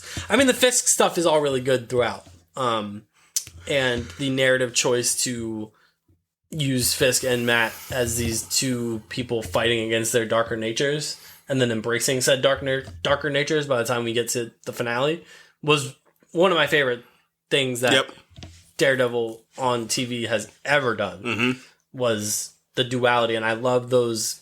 They do it a couple times where they have like these fight sequences of Matt and Fisk at the same time. The Muse one specifically is incredible, where Daredevil's fighting Muse and Fisk is quote unquote fighting Adam.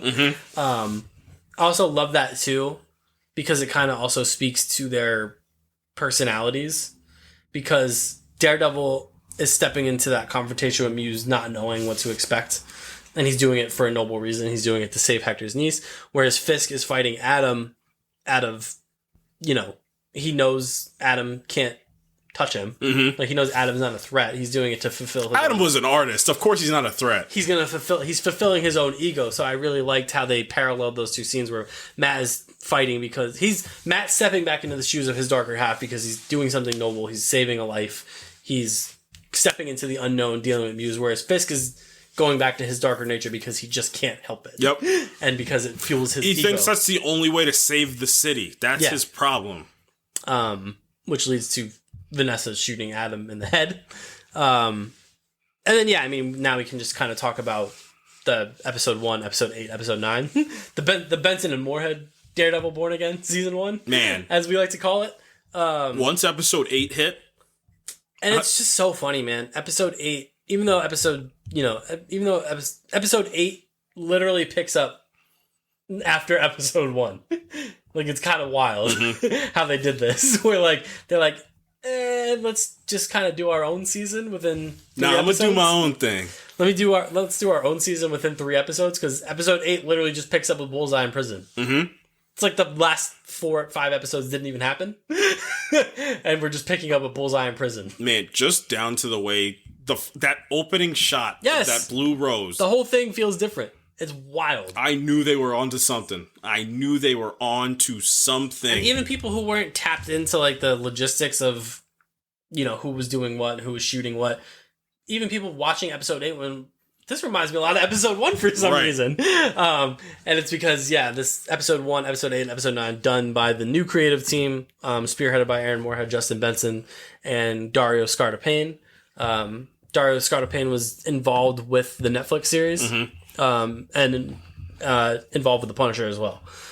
So that might be why you feel just tell by the way it's shot a different way. It looks a bit different than 2 through 7. It looks a bit insane. different. Yep. It's absolutely insane. Man, that interaction that he has with Bullseye in the prison, man. And then I just the small little tethers to the Netflix stuff too, where welcome to Gen Pop, Agent Poindexter, like that's where you remember, like, oh, he used to work for the FBI, like he did all this stuff. Vanessa name drops Nadeem in the finale. Yep. So that tells you that these new teams, like the new team is building off of the Netflix series, where it felt like the other show was kind of kind of what they promised, which was we're kind of loosely adapting from the Netflix series, but we're really not going to talk about it. Right. Like, Karen and Foggy were not at all in the original iteration of the show. Right. Which I think it was Dario Scartapane that talked about how the premiere of the original Born Again was going to go. Right. Which was going to just be Matt in the suit crying, essentially. Mm-hmm. And it was going to be intimated that Foggy was killed instead of them actually showing us that. Right. So that's kind of where we were headed. Right. So again, like total testament to everyone that was able to tether the show together. Right. Because then we get episode 8 and it just kicks into another gear. Like it feels like a totally different show. Right. From the previous 6 episodes. Right. We get Bullseye put in prison. Like everything just feels like it's moving at a quicker pace. Everything, all the dialogue is intentional. That episode 8 has one of my favorite lines in the entire series. When Matt tells Kristen, we're not serving justice, we're babysitting chaos. You're like, that's a bar. Yep. You want to talk about tension? Oh, dual edge tension when Bullseye breaks out of the prison. And that smile, they pulled that comic panel, that smile where he has his tooth broken. Man, you're like, it's on. Because he's headed for the gala, and then it starts to ramp. You don't know why. Yep. What is it? Who's he after? Is he after Matt? Does he know Matt's Daredevil? Is he after him? Is he after Fisk for obvious reasons? He pulls one of my favorite wrestlers of all time, Scott Hall. He pulls a Scott Hall from Monday Nitro. You know who I am, but you don't know why I'm here. And that's exactly what happens with Bullseye. But we get that great scene between Wilson Bethel and Charlie Cox where Matt finds out that Bullseye wants to talk to him, and Matt's like, why? And then Bullseye says, hey man, I'm gonna die in here. Mm-hmm. Aren't you supposed to be like Mr. Nobility? Like, aren't you supposed to help people who need help? Like, defend the defenseless? Like, isn't that what you're dealing? Matt's like, I don't give a flying fuck about you, man. Like, you're getting exactly what you deserve. Yeah, you said in another life you would have been defending me. It's F you, man. He said, isn't that what good people do? Mm-hmm. And Matt smashes his head against the table. Yo, if one thing about this specific season has taught me, Matt's a jerk. Oh, he's unhinged. He snapped that man's leg in half for no reason. He did not have to do that. No, not at all. He wanted to. I wanted to. And I liked it. You bought drugs from him, John. But it also does, like, you can read that a couple ways. Like, did Matt know by doing that to Bullseye that he would get out? Maybe. Mm-hmm. I mean, he's going to go to the infirmary for that. Yep. Once he goes to the infirmary, anything can happen. I don't think Matt cared too much. No. But I think it was like one of those things where, like, I'm not... It's the reverse of the Batman, when he says... Not the Batman, but Batman Begins. It's the reverse Ra's al Ghul, like, where he says, like, I don't have to save you. Or I'm not going to kill you, but I don't have to save you. Right. Matt kind of does the same thing with Bullseye. Like, I'm not going to get you out of prison, but I'm also not going to not get you out of prison. Right. Like, I'm not going to go to court and defend you. Right. But if you should so happen to get out of this situation by me smashing your face on the table... It is what it is. It is what it is. And then Poindexter gets out. He shows up at that gala, and then we just get the most tense 15 minutes of anything ever. Nuts. We get finger guns Wilson Fisk dancing. I didn't like that. It was unsettling. I didn't like it. What? He can't have a good time? I don't like him having a good time. He can't just have He can't have a jolly old good time. It's a little. I don't know. I don't like it. Like, so much of those scenes are wrought with tension, though. Even the scene with Jack and Fisk in the office, I'm like... Yeah, because you don't know exactly. It gave me that, like, Netflix vibes. Where, like, anytime anyone's in a room with Fisk, I get nervous. Mm-hmm. I'm like, is Jack gonna, like... They're gonna kill Jack Duquesne here? Is that what's gonna happen? Is Jack gonna take a sword out and fight Wilson Fisk? Hit him with a fire poker or something? Mm-hmm. On guard. That man... I can't... What a crazy addition to this show, Jack Duquesne. Of all the characters you could have pulled from the MCU, from the Netflix shows, you pulled Jack Duquesne out of everything. I need more Tony Dalton. I'm telling you, give him a special presentation. Yeah, I would love to see him just give someone grief. That's in my mind what the Swordsman does. He doesn't fight crime; he just gives people grief. He's annoying. I would love for him to annoy the Tracksuit Mafia for 5 episodes. Oh my god. No, give him a special. Have Antonio Banderas be the villain. I'd love for him to just annoy the Tracksuit Mafia for an hour and a half. Who was a villain? Who was causing issues? Let's look up swordsman villains. There's no way he has a rogues gallery. Well, he was a villain to start. Oh, he was a rogue. Yep. That makes a lot of sense. But yeah, so that's incredibly tense. Heather shows up at the gala, Matt shows up at the gala, and then we just get Matt just can't let this beef go with Fisk, and it leads to his ruination of his relationship with of Heather. Mm-hmm. But before that, we do get this scene with Matt returning to Josie's, where he pieces the puzzle together of like what happened with Foggy, right? Which I think is really good. Where he's like, "Wait, Josie, he pulled out the O'Malvanese." Yeah. And he's like, "Nah, he wouldn't do that unless he was gonna." Oh my God, he was gonna win. He was gonna win, and he was celebrating early. And then not Brett Mahoney was there. Cherry, come on, man. Should that have not just been Brett Mahoney the whole time? I agree with you. I would have even rathered it be Cole North. I would have rathered a very different version of Cole North.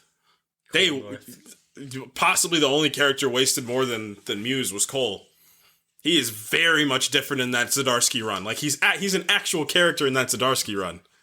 He's a character in this, but it's just No, he's not. He's just the Robert De Niro guy gets more play than Powell gets more play than him. He's the chief operator behind the Ayala murder. But that's that's one thing I will say about the finale. It's so trivial that he is. Like, it could have been any one of them and it wouldn't have mattered. Right, no, yeah. I mean, it's purposeful that when he shoots Hector, it's in the shadows. Right.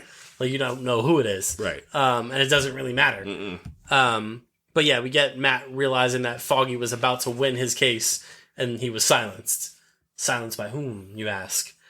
That's what he's there. You embarrass me in front of Vanessa. You embarrass me in front of Wilson. Because Matt gets there, and he just can't ignore Fisk. And Heather's like, "You're not even listening to me right now." And Matt's he's like, "No, I'm not. No, I'm not. Huh? You're asking me dumb questions. No, I'm not listening to you. I'm not kissing you." Cue to this sequence where not Wesley comes in. Buck. I like Buck. I do like Buck. Yeah, Buck doesn't yap as much as Wesley did. No, he didn't. But I love listening to Wesley yap. He shoots that one. He shoots Luca from across the restaurant. One thing about Buck, he's a great shot. No, listen. Buck knows how to handle himself low key. I do respect that. Buck can handle himself. He gets in Fisk's ear and he's like, "Poindexter escaped prison." What? Oh man. What? Oh no. We gotta go, man. So yeah, Bullseye's there. Everyone's there. All your favorites are back in one place.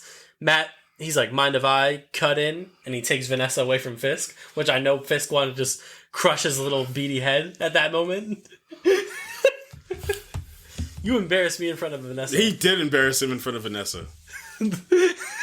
And Matt's like, "I know it was you." And Vanessa's like, "Huh?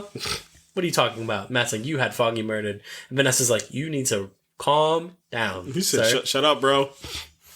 No big deal. Fisk is dancing with Heather, and he's like, "You ever notice that Matt Murdock loves vigilantes?" She's like, "He kind of does." Yeah, we just got into an argument about this like an hour ago. Yeah. Anyway, you have my vote, Mr. Mayor. We are the Flash, she told Matt earlier in that apartment. We are Daredevil. I did like that argument, though, where Heather was like, they just liked boxing each other. Like, Daredevil wasn't trying to save anyone. He just likes... Like, she did kind of, like, take the Punisher side a little bit, where she was like, why didn't he just kill Muse?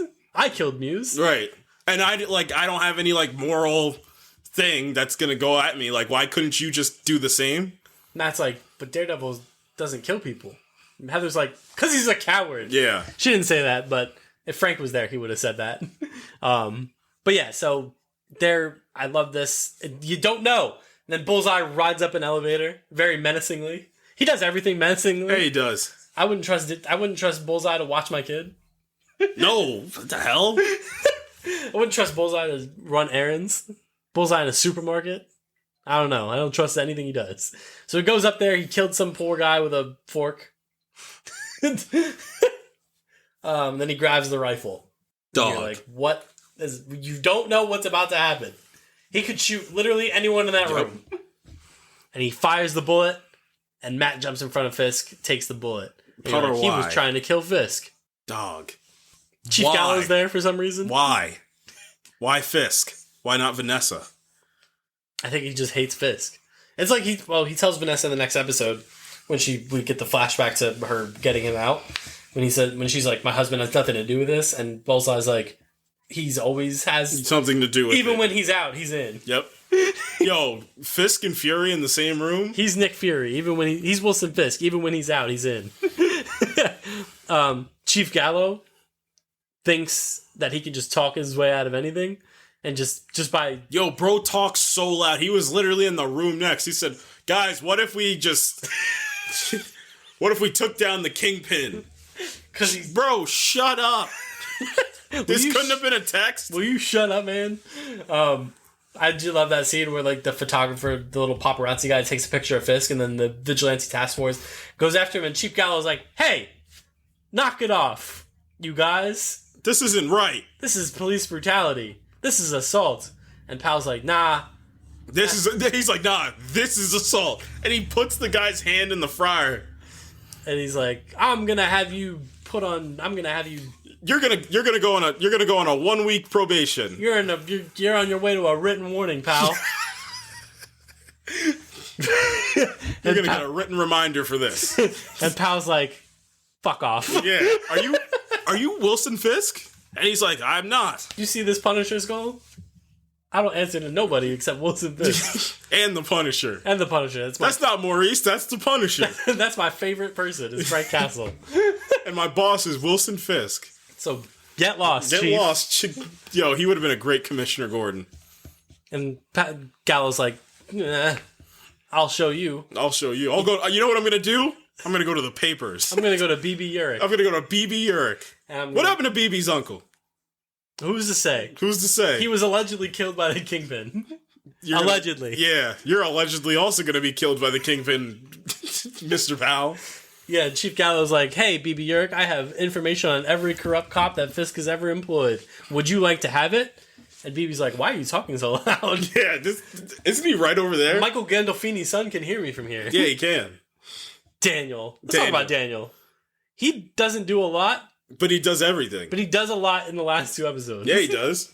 He becomes Michael Gandolfini. I love it. In the last 2 episodes. I love it. He's like a modernized version of like a mob boss. Like he's like which is great. Which is like a social. Which is why you cast him in the first place. Yeah, he's like a social media loving like yuppie from the what's it called, from the Upper East Side esque type of character. Yeah. But he also is and he's a simp. He's the biggest simp for Wilson Fisk. But that's what Fisk wants. You think Fisk sees a little bit of the younger self in him? That's why he didn't kill him? That's why he didn't kill him in whatever episode that was. Fisk is like, you're loyal? That's all that matters. Yeah, he probably wished his father would have served him the same fate. Yeah. So yeah, Matt takes a bullet for Fisk, segues into... We always talk about Marvel having a finale problem. This show did not have a finale problem. No, it didn't. This show had a finale solution. Yeah. And it's called... And it's one person. John Bernthal. So we get Vanessa talking to Bullseye when we see the flashback where she's like, I need you to kill Foggy Nelson and his witness, and Bullseye's he does the Hulk from Thor Ragnarok. You only want me because of my skills. Yeah, no, Wilson, we love you. We love you because you worked for that counseling. No, Benjamin, no, Benji, no. But if you could kill him, that would be preferred. You only like me because I can kill someone with literally anything that I get my hands on. She's like, no, I'm not fighting any more lawyers. I'm done with it.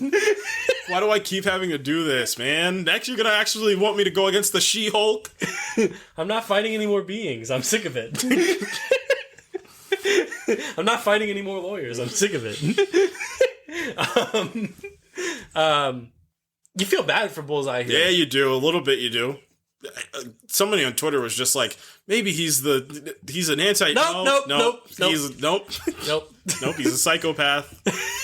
Cut that out. And you cut back to him shooting. He ends up shooting Matt, and he's like, "What have I done?" Yeah. Oops. Maybe I've become the monster. I still shot somebody. That's all I care about. My accuracy is still 100. Yeah, I'm still him. Hawkeye. Who's winning? Friendly fire or not, I still hit somebody. Listen, see, this is what Disney Plus should be used for. Give me a 45-minute one take. That'd be insane to pull off. 5-minute one take. Special Hawkeye versus Bullseye. Let's put this to bed. Let's settle this. Who They're not fighting wins? each other. They're just doing various accuracy-based competitions. It's like a game show. They're on the Ted Gilbert show. Wait, who's winning? Hawkeye. Is he? Yeah. Dog. Hawkeye has insane range. I think Bullseye has close quarters range is diabolical. Well, but yeah. long range Hawkeye is just He played 18, he shot 18. I just never seem to miss. He shot the vision. He did shoot the vision.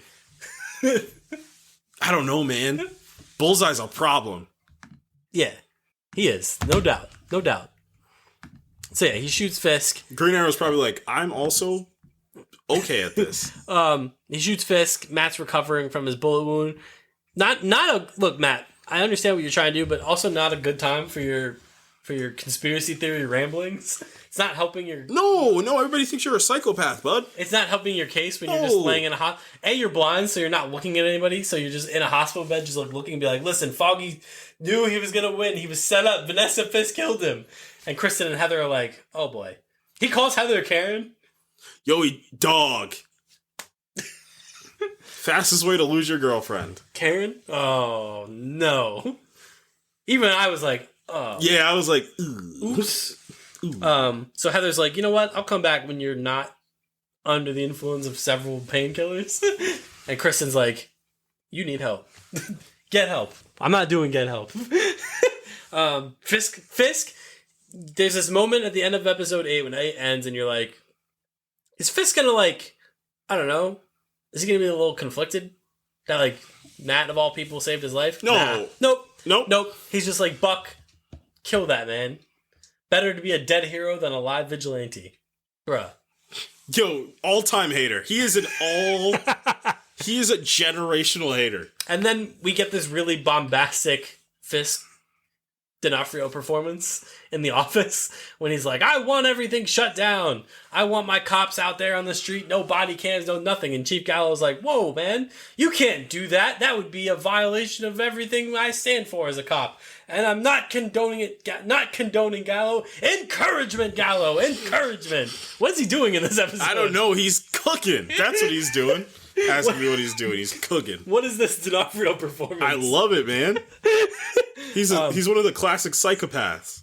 And then he talks to Sheila. I like Sheila. I mean, I don't like Sheila now. She got Chief Gallo killed. Yeah. But she's properly terrified of him. She's the smartest person in the room. I'm not gonna fight this. At least not face fronting. Yeah, I'm not gonna go in the hallway like Gallo and be like, yo guys, I hate Wilson Fisk. Well, he said to him, like, it's gonna be my personal mission to make your term the shortest term in history. Why would you say that to him? Ever? Why was he up there all this time? So yeah, Gallo tells Sheila, like, hey, I'm going to Albany. Here's my flight itinerary. And I'm going to take Fisk down. I'm going to take his task force down. You're with me, right? And Sheila's like, yeah, I'm with you to the end of the line, pal. Oh, man. Imagine Congressman Barnes showing up in that scene. That would have been great. And Sheila's like, hey, Mayor Fisk, look at this conversation I just had with Chief Gallo. What else did we get in this episode? We get Daniel threatening the city council. Yeah. The suspenders are out. He's gone full James Gandolfini at this has. point. Listen, fellas, Hey. listen. Yo, fellas, listen to me. Buck's just standing there. Buck's like, I'm British. it's like, yo, fellas, we don't want no problems, do we? That would be really unfortunate if Mr. Fisk found out you weren't on board. I'm just saying. But you launder money. That's awesome. We should talk about that. Yeah. Maybe the papers want to hear a thing or two about it. He's in the wrong universe. He should be in the Batman universe. Yeah, there's not enough Italian mobsters in the MCU for him to justify being there. Yeah, this is crazy. And then, yes. R.I.P. the Penguin, you would have loved Daniel. The Punisher shows back up. Hey, Vic. Hey, Vic. That's not the Punisher. That's the Penguin. No, that's not Maurice. That's the Punisher. So Matt's laying up in his apartment. He's like, man, what a day. What a day. The city's blacked out. I can't see it, though, but I heard it. It sounds like chaos out there. Come on, that's a cheap shot. And he's like, It sounds like chaos out there. I know that ain't who I think it is in my apartment. He's like, you're the last person I'd expect to see here. And then the Punisher just goes on a rant about coffee. And what did Daredevil say? He said, you finally got a fresh cut? Is that what you need? The great back and forth when the Punisher's like... Oh, they're great. He's like, he goes, you're a real asshole, you know that? He's like, city goes black, and you don't got a goddamn thing to make a goddamn pot of coffee in this house. And then Daredevil goes, well, not everybody lives in a fallout shelter, Frank. And he's like, after shaving a haircut, that for me? And Frank's like, yeah, I did it for you.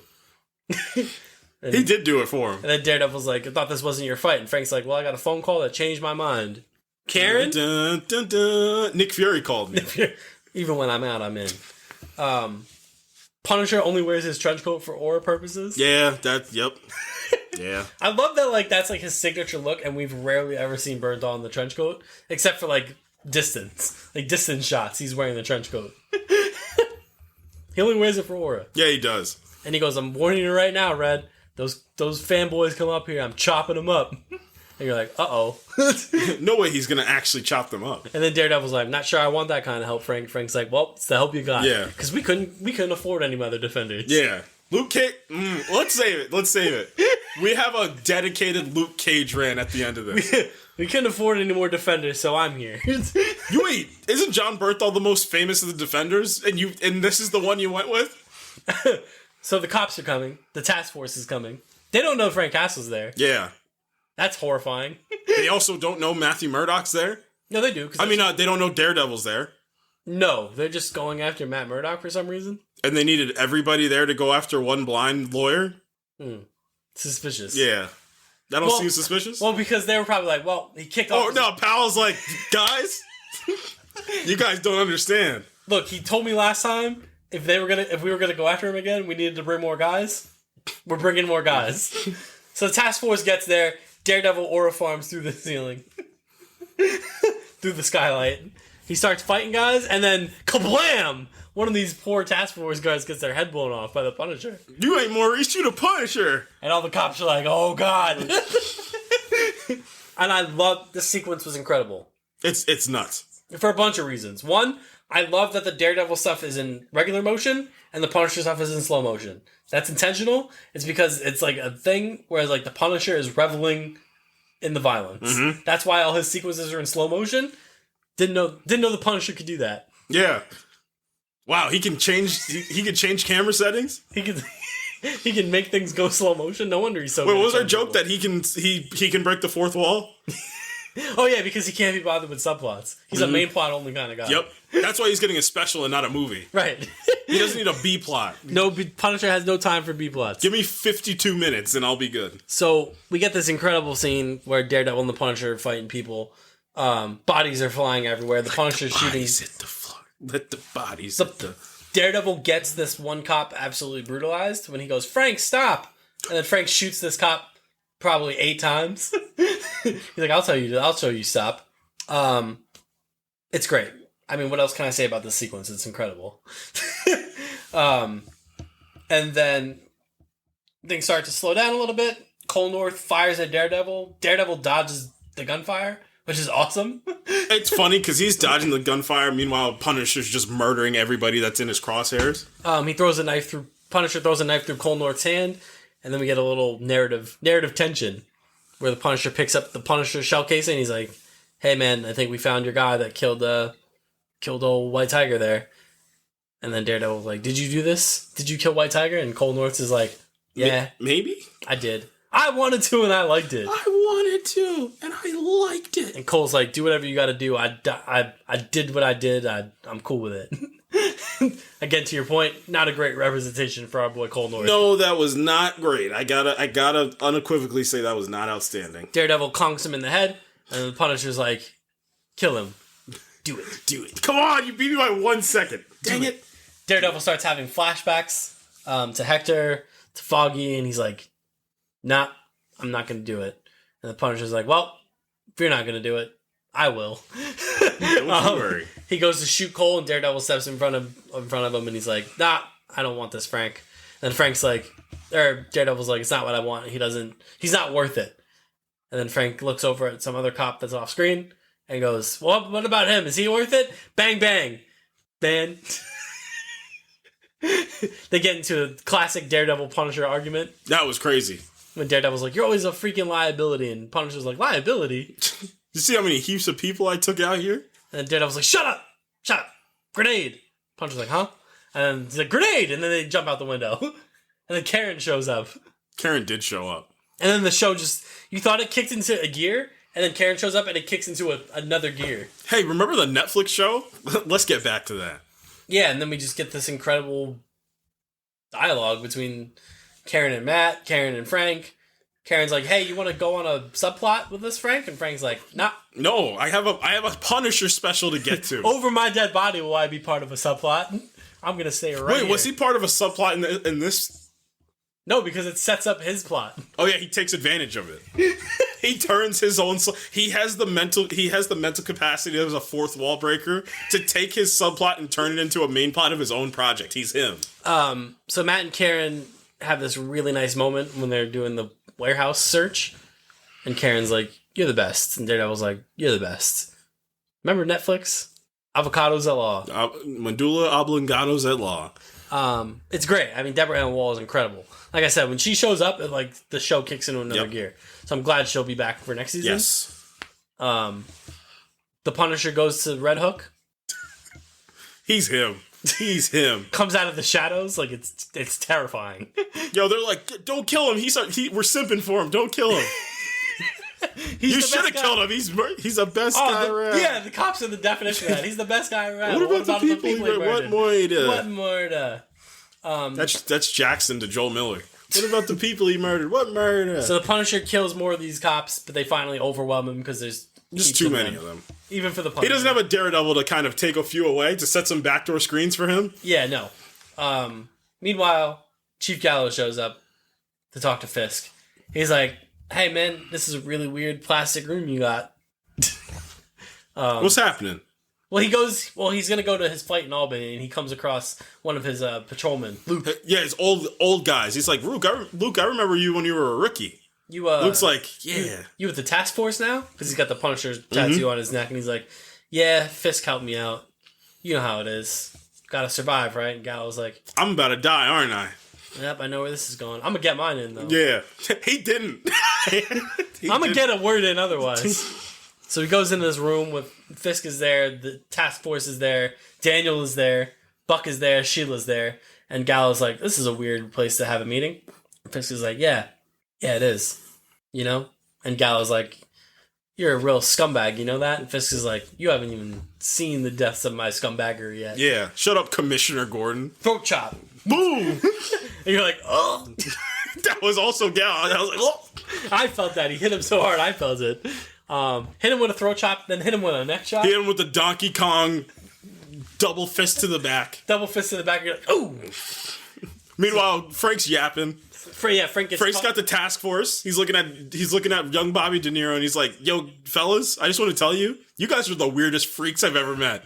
Yeah, pal's like, I'm a big fan of you, Castle. You're the best. We'd love to serve with you. Just talk about serving.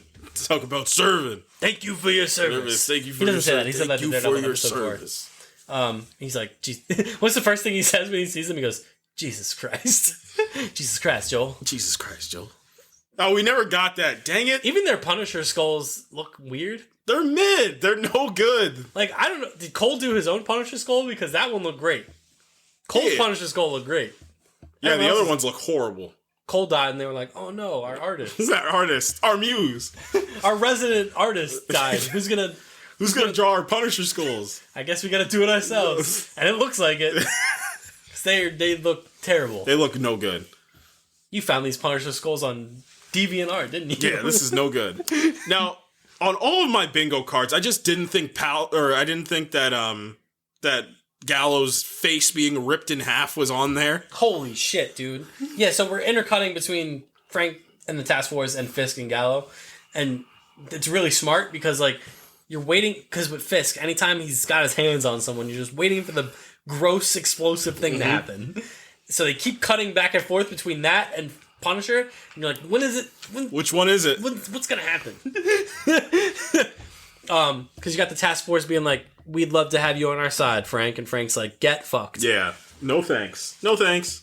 No thanks. No good. Thanks. I'm good. And I just love the just deconstruction of it where he's like, you're a bunch of clowns. Like, you don't know why I do what I do.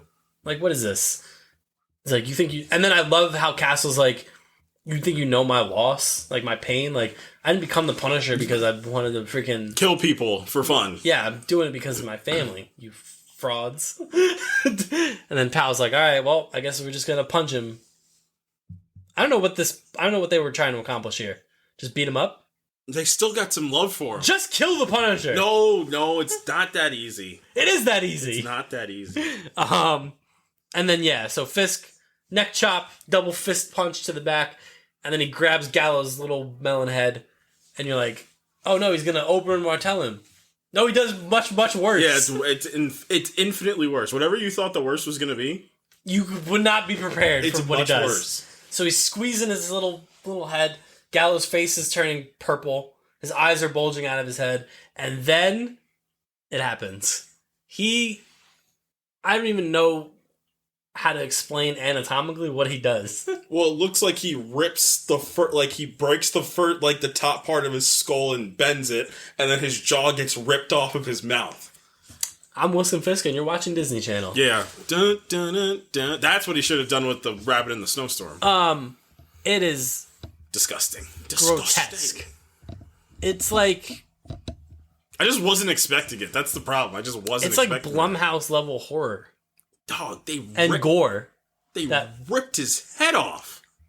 It's what you imagined the car door sequence from season 1 would have been like if you had seen it happen instead of just squishy off-screen door slams. But they actually showed it. And you're like, oh... They weren't kidding. Yeah, that's no good. Because they kept talking about, like, there's something that Kingpin does this season that, like, blows all the Netflix stuff out of the water. And you're like, no way. Like, Disney would not allow that That's what I was thinking. And then, yeah, he rips Gallows' face off. And you're like, oh, wow. This does rival the Netflix stuff. And then they showed, like, I don't know if you saw, like, the behind the scenes of, like, them, like, constructing that prosthetic and, like, how they did it, but it's really, really cool. Like how they put that whole thing together. And then they do all these cuts to like everyone else in the room and they're like, Jesus Christ. Yeah, they were like, we gotta have another 4 years of this until re-election. And then Manny showed up from The Last of Us and was like, this is what I'm talking about. Good job, Mayor This is the level of violence that I'm into. Thanks, Mayor Fisk. And then he leaves. I knew I could trust you. Fisk, and then he does this little like tap, like wipe his face off with a napkin and he's like, anything else? Any questions? This is like, everyone's like, who's cleaning this up? Heather joins Fisk? Yeah. I mean, we already touched on it. I want to have hope that it's a thing where she wants to see if Matt's right. And that's why she's doing it. I don't think so. I want to hope that's what it is. I just don't think so. And then we get the team up. This is it. This is it, guys. Yeah, we get Karen and Daredevil outside of Red Hook. It's some of the best Charlie Cox has been as Daredevil. Yeah. And he's like, I'm going in there. I'm doing it. And Karen's like, if you go in there, you will die. Or you will kill somebody. But most likely you will die. Mm-hmm. And if you die, like, what's left? Like, we can't stop Fisk if you're gone. Right. You're the leader of the Defenders. Yeah. And he's like, all right, yep. I'm putting a team together. You're Karen Page. You're right. But we will take this city back, Karen. We will. And she's like, I'm in. Where do we start? And he goes, we need an army. And I'm like, here we go. And then we get this... Luke Cage is going to be there. And then we get Iron Fist is going to be there. Thor's going to be there. Thor. Miss Marvel's going to be there. Luis from Ant-Man's gonna be there. We get this before that. We get this really touching last scene between Karen and Matt, where she tells him so good. Where she tells him like Foggy knew who you were, like the light, the dark, like all of it, and she's like, "That's what's gonna save us." Basically, it's an incredible little monologue that she gives. It's great. It's really great. Like she gives him this little pep talk before he walks out to the floor of Josie's to be in this new superpower team. Valkyrie's gonna be there. Korg's gonna be there. So he opens the doors and it's like a couple cops. It's his partner Kristen. It's Cherry. Luke Cage is there, right? Nope. It's Josie. It's Jessica Karen. Jones is there. Danny Rand's got to be there. Nope. Hawkeye. Nope. Echo. Nope. None of them. None of them are there. The Wizard. The best you're getting is Karen Page. Cherry. And then Matt says, this is the city without fear. We're taking the city. We're not gonna take it. No, we ain't gonna take it. That's the song they should have ended on instead of the Radiohead song. We do get a look at Hector Ala's niece looking at a couple of the task force cops. So I imagine she'll be back and properly White Tiger. Yeah, she's like, if only I had a mystical amulet to give me powers. And she reaches in her pocket. She's like, Oh, I do. Josie being on this task force, I think, is the best. All right, well, here's the thing. This isn't actually the army. This isn't the army he was referring to. Yeah, this is lacking vigilantes to go against the anti-vigilante task force. This is like just the people that are like down for the cause. This isn't actually who's gonna like fight the Kingpin. They gotta get Jack Duquesne. He's locked up. Yeah. What's with the Fisk in these cages? What's with this? Yeah, so Fisk locks he locks up all his enemies. Wilson Fisk will address his enemies. Jack's in there. A bunch of the rich people that kind of half-heartedly threatened him are there. And then Frank is there. And then the season ends with Daredevil being like, we are the city that without fear, and we're gonna fight Fisk. End of the season. And then post-credit scene, because the Punisher, again, no B-plots, no subplots for the Punisher. he talks to Anthony Petruccio, or whatever the guy's name is. Yep. And he's like, come shake my hand, Anthony Petruccio from Jersey. And he's like, I want to shake your hand. I would love to, Mr. Frank Castle, I want to shake your hand. You're the best. And Frank's like, and your arm's broken, and I'm out of prison. Which will set up the Punisher series. Great final 2 episodes. Yeah. 1, 8, and 9. That's where you want to live in this show. And like the cohesiveness, that's what's going to come next season. Even down to the filmmaking skills that the Benson and Moorhead have. That's what I'm super excited to see next year translated. And I love that this show is coming out once every year. I love it. This is television. Yeah, they're already filming it. We've seen some set photos. The black suit is coming. With the D's. The D's are on it. The double D's? The double D's are on it. He finally got the double D's. Bullseye is back. We've seen some Bullseye. And then we really don't know much else about season 2 other than presumably Daredevil v Anti-Vigilante Task Force. Right. Yeah, I'm ready. I'm so ready. It has been confirmed that Eldon Campbell and Deborah Ann Woll will both be back as Karen and Foggy. How's Foggy going to be back? I mean, I think it's going to be revealed that he isn't actually dead, right? Sure. I think he actually is dead. They're going to Joel Miller him. Flashbacks, baby. Foggy Nelson will return. Foggy Nelson will return. Foggy Nelson will remember that. All right, so let's do the part where we talk about all the other characters that are going to show up next season. Let's do that bit. Let's talk about the one character that needs to be in this show. You have to call Luke Cage. Why was Luke Cage not the first person that you call? 1. Fisk is tackled. 1.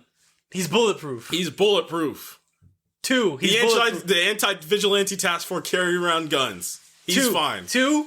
He's bulletproof. Yep. 3. He's bulletproof and super strong. Just could have been dealt with. Problem solved. This just could have been dealt with. But unless Fisk tried to get Luke Cage canceled. Now that's a plot. Takes him immediately off the board. So I mean, let's talk about this real quick. There's gonna be defenders in this next season. It's Jessica and Luke.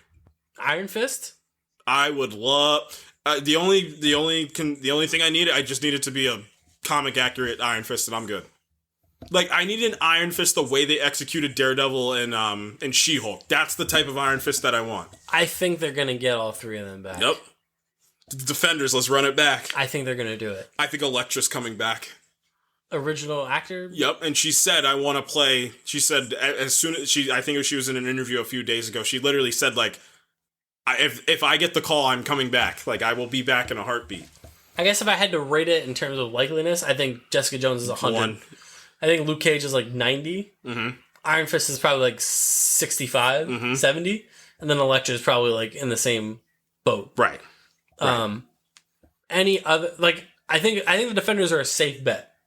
All of them are a pretty safe bet to come back. Is there anyone else that could show up next season? You made a good point. Miss Marvel. I just don't know how... I guess I just don't know how she fits into the... Unless you, like, you find a tone? way to, like, do something where it's with Hector's niece. It's the only thing that makes sense. Yeah. It's the only thing I was thinking. Yeah. Echo? Oh, Echo, I think, is probably a little bit more of, like, a higher, higher probability. She shows up and she's like, I thought I dealt with this Right. already. Right. I'll shoot him in the head again. Right. I don't care. Right. That would be cool. I think Echo comes... Yeah, you just get the original Defenders plus Echo plus White Tiger. I think we retcon Luke Cage a little bit if he's going to show up. Yeah. I think The retcons, you give him the yellow shirt. I think the retcon is him and Iron Fist have been working together. If you find a way... Because I've been preaching this for years. That's probably the easiest show to pull off. You do Heroes for Hire. I would love a retcon where, like, forget the Harlem's Paradise stuff. Luke Cage and Iron Fist have been doing Heroes for Hire for, who knows, years. And then they just kind of come in as, like, a duo. Mm-hmm. That's like, yes, he's bulletproof. Yep. This is what we need.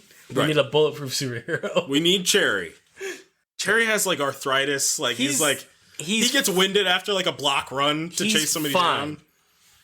It should have just been Brett Mahoney. Yeah, that would have been... Man, it's all right. It's all right. We'll get over it. I'm trying to think of, like, another... Like, I don't think you could do Kate at this point. No. I think Jack Duquesne's probably the stretch of the limit. I think Kate is a little, like... She's risen a little bit above, like, the street level stuff. Whatever Iron Man told Spider-Man in Infinity War, you're an Avenger now. All right, speaking of the blue and red spandexed elephant in the room. Spider-Man. No shot. No shot, you say. Zero shot. Zero shot, you say. Like, negative shot.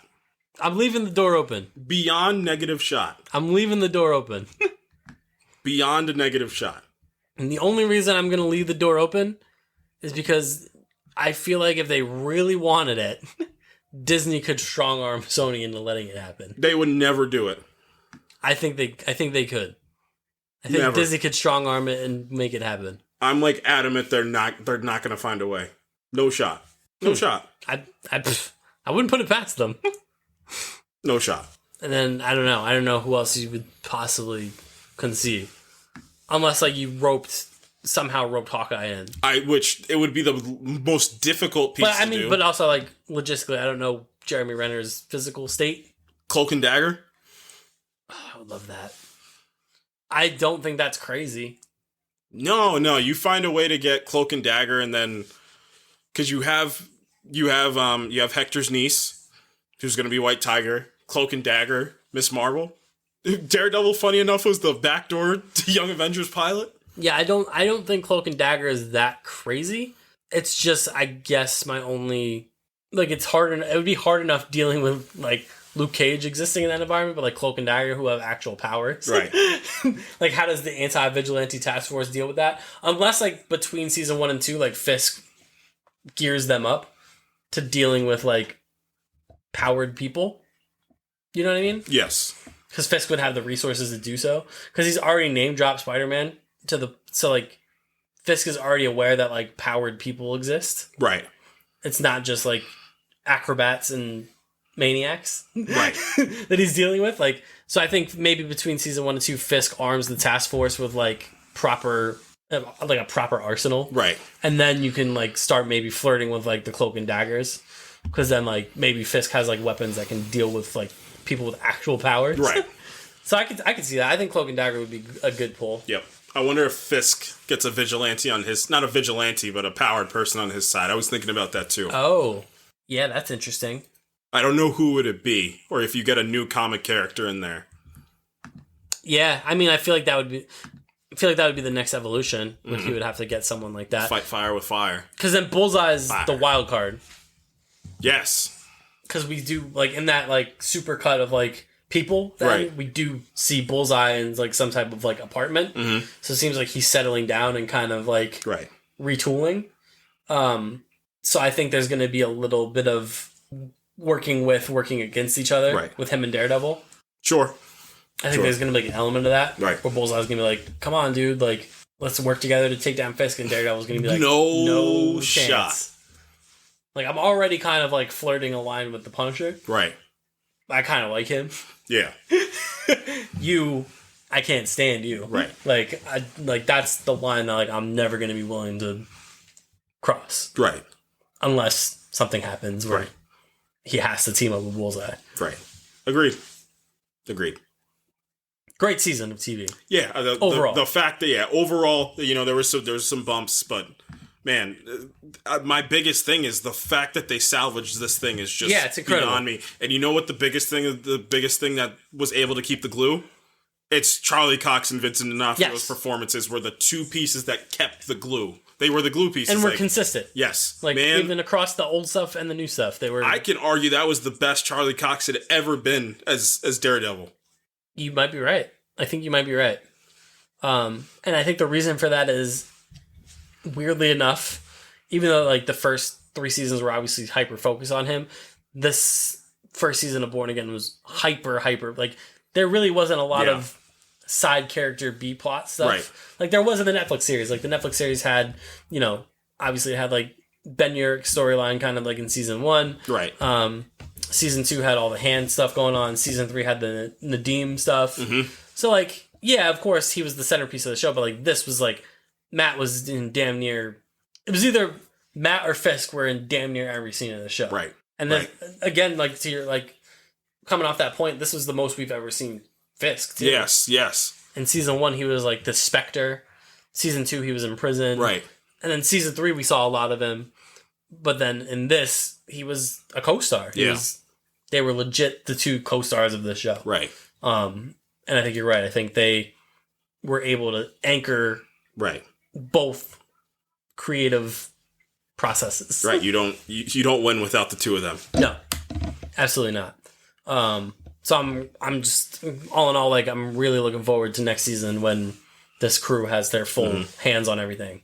Not to take anything away from the original crew, but they just had a creative vision that was vastly different from what people wanted, and frankly, what like we needed out of a Daredevil show. Yeah, I don't know why they were so adamant about what they were trying. Maybe they really wanted to space themselves away from the Netflix stuff and get it more MCU-ified. But if something works and you don't need to reinvent the wheel, then why? Just start to adapt and just start to evolve. That's it. Moon Knight? Tog. Don't get me excited.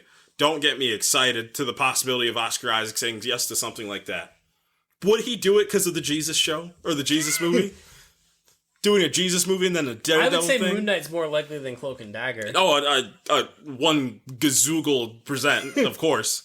Like the Cloak and Daggers, that's like the nth percent it could be. But the Moon Knight stuff, man. The moon is watching. The moon is watching.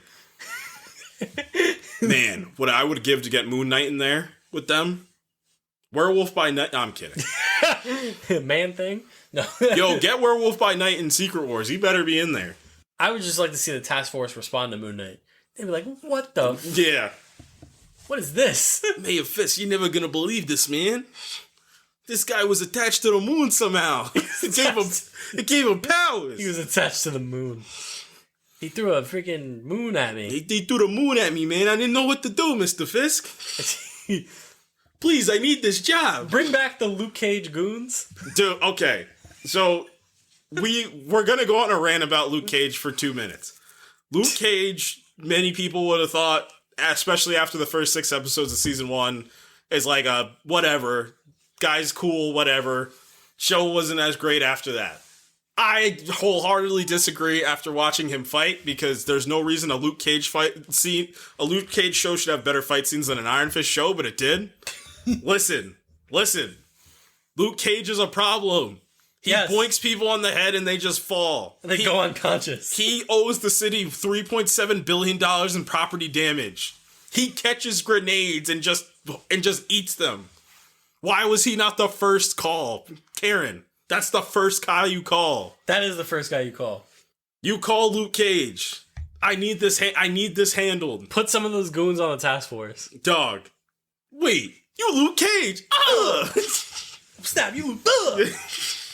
I didn't mean that. Shout out that guy. All the guns that would be bent from the task force, the gun budget would have to be tripled for the amount of guns that he's bending.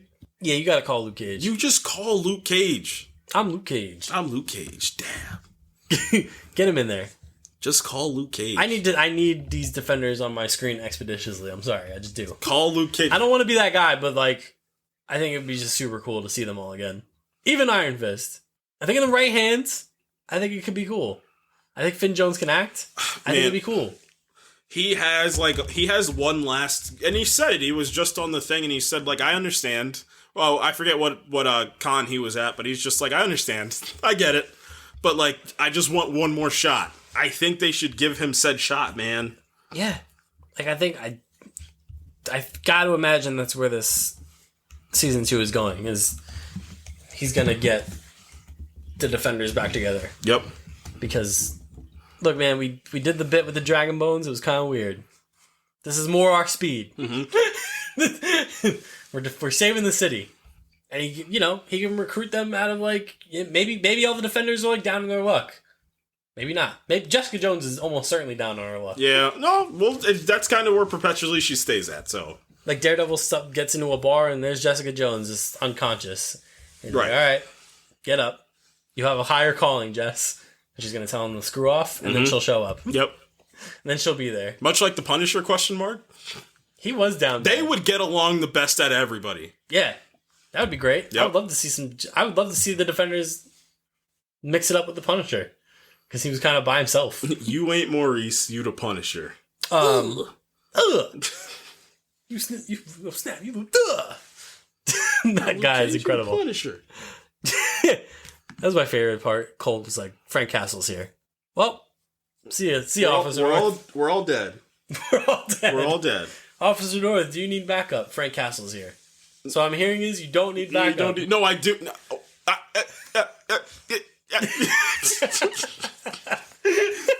He said he doesn't need backup. Guys, yeah.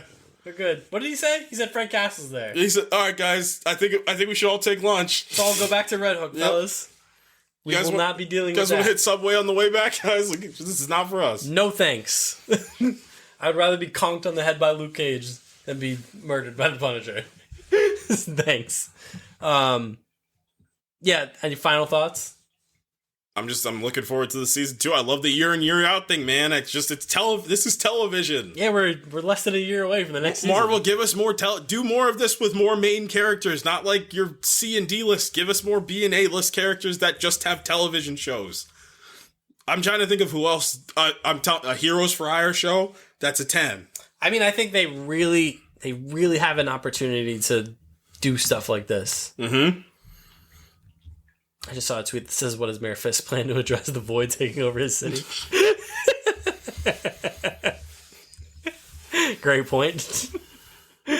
Great point. Where is Mayor Fisk during the Century Crisis? Nowhere to be found. Just like Commissioner Powell. I mean, in Fisk's defense, he would be like, well, the Sentry's not a vigilante. He doesn't wear a mask.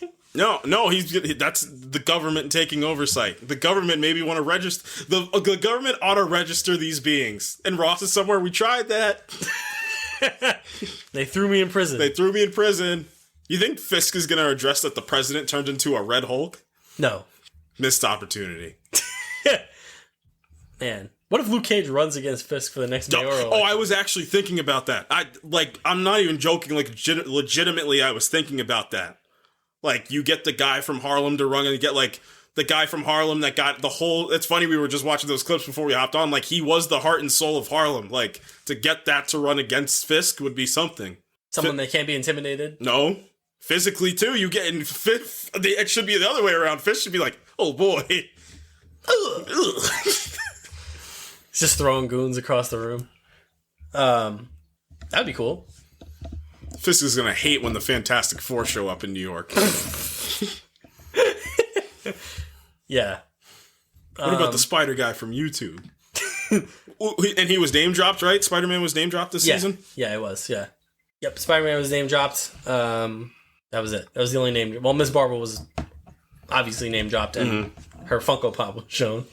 I mean, Ms. Marvel could show up. It's Kamala just... Give me like a B-plot Kamala and White Tiger little... Yeah, I don't need Kamala existing in the same world where people are getting their heads ripped off. No, I need like a Batman Superman type of like a... Not Batman v Superman, a Batman and Superman, like one's like... What's going on in Brooklyn, maybe? Yeah, like one's like a lighter half and it's Kamala and the other one's White Tiger and they're just like, I can't stand you. Well, I just want to help. Yeah. Kamala's busy. She's putting together the Young Avengers. She's busy. Yeah, I think she might also be like in like the Kate Bishop sphere. Yeah. Like she might be a little bit above. Also, why has Aman Vellani not been in anything for 3 years? Her and Simu Liu can have a actors on actors conversation about that. No, what am I saying? When did the Marvels come out? 2024? Yeah. Never mind. Just kidding. Anthony Mackie, unfortunately, had to go through that. She didn't get blackballed like Simu Liu did. Yeah, I just don't know what he did to anybody on planet Earth. But that's Daredevil Born Again. It was a real fun time. Not for Gallo. No. Just keep your mouth shut. Yeah. Pro was yapping about his master plan to take down Fisk. To Fisk. To Fisk. To his face. He said it. I'm going to take you down. And then I'm going to go be the commissioner of Gotham City. You see this stash? This doesn't grow on trees. I'm Commissioner Gallo. You working with this guy, Jim? That's who he reminded me of. Protecting this guy, Jim? That's who he reminded me of. That's my favorite character from the Batman movie. The one... What was he? He seems like a deputy or something. Yeah. You protecting this guy, Jim?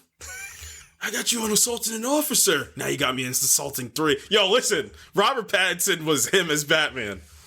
Get out of here, freak, before that suit gets all still full of blood. Mine are yours. Wait a minute. Wait a second. wait a minute. Yeah, that's it. We're done here. Guess what we're doing next week? We're talking about Sinners next week. Yeah, we finally get to do cinema again. Yeah. What's the last cinema thing that we did? Venom? Nope. Not even close. What is the last cinema thing we did? Morbius? Nope. What's the last cinema thing we did? Hold on. I forget what the last cinema thing It might have, I mean, movie-wise, I don't know. TV-wise, it was definitely Shogun. It might have been... Was it... It couldn't have been Oppenheimer. That was in Well, we didn't July. even do Oppenheimer. It was because it was a strike. Oh, that's right. We still have to review Oppenheimer at some point. Hang on. I'm scrolling through. Punisher. We're talking a movie, right? Yes. Jesus, it's been a while. The Fall Guy, technically, I guess. That's cinema. I think it's cinema. the last one, which was in last June. Wow. All right, this is good then. Yeah, so we'll do Sinners next week, for sure. Probably a little bit of Thunderbolts preview-y talk. Right. And then by then, we'll do Sinners next week. Thunderbolts will be the week after, and then the week after that, we would do Andor. Andor would be over by then. Yeah, it would. Man, I can't wait to see the rest of Andor. Yeah, so Sinners next week, the Ryan Coogler directed, critically acclaimed horror film. Is it an all-timer? That's what the streets are saying. That's what I the haven't seen it streets are yet. saying. I'm going to see it hopefully this week. I'll see it. You've seen it? No, I actually didn't see it. So okay. We will be... We will. Yeah, so I'll try and see it this week. It will be seen. And then we'll review that next week with a little Thunderbolts spice. I can't wait for Thunderbolts. Me neither. Can't wait. I'm not going to spoil myself. I won't do it. Yeah, me either. Because I heard the phrase, "This is the greatest post-credit scene in history," and I'm holding strong.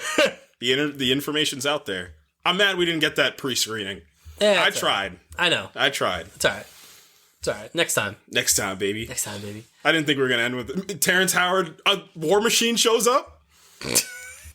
The Punisher's like, what is that? What is that? What is that? Is that a black Iron Man costume? Is that an Iron Man suit with heaps of guns on it? What is that? Castle looks at the War Machine armor. Does like the Hulk from Endgame. He's like, it's like I was made for this. I was made for this. Who gave the Punisher the War Machine armor? He would deal with Doom. Yes, if he had the War Machine armor, absolutely. Doom would be dealt with. You saw the new Daredevil comics, or not the end of the Zdarsky run? Like, Daredevil and like the Punisher were like both mystically imbued, and like we're having like these like this absolutely grand battles against each other on like dragons. That sounds amazing. Listen, man. That sounds unhinged. It was unhinged. But it sounds amazing. I don't think the Punisher needs to be mystically imbued with anything. Yeah, no. They already gave... The biggest mistake they did was give him the War Machine armor. Yeah, no. We can't do anything else like that. We can't do that ever again. Giving him one gun is already too much. It's too many guns. One gun is too many guns. They should give him the Iron Fist guns. I just thought another character to add into the Star Wars universe. Specifically into that Starfighter movie. Keanu Reeves. Oh! Yeah, that'd be cool.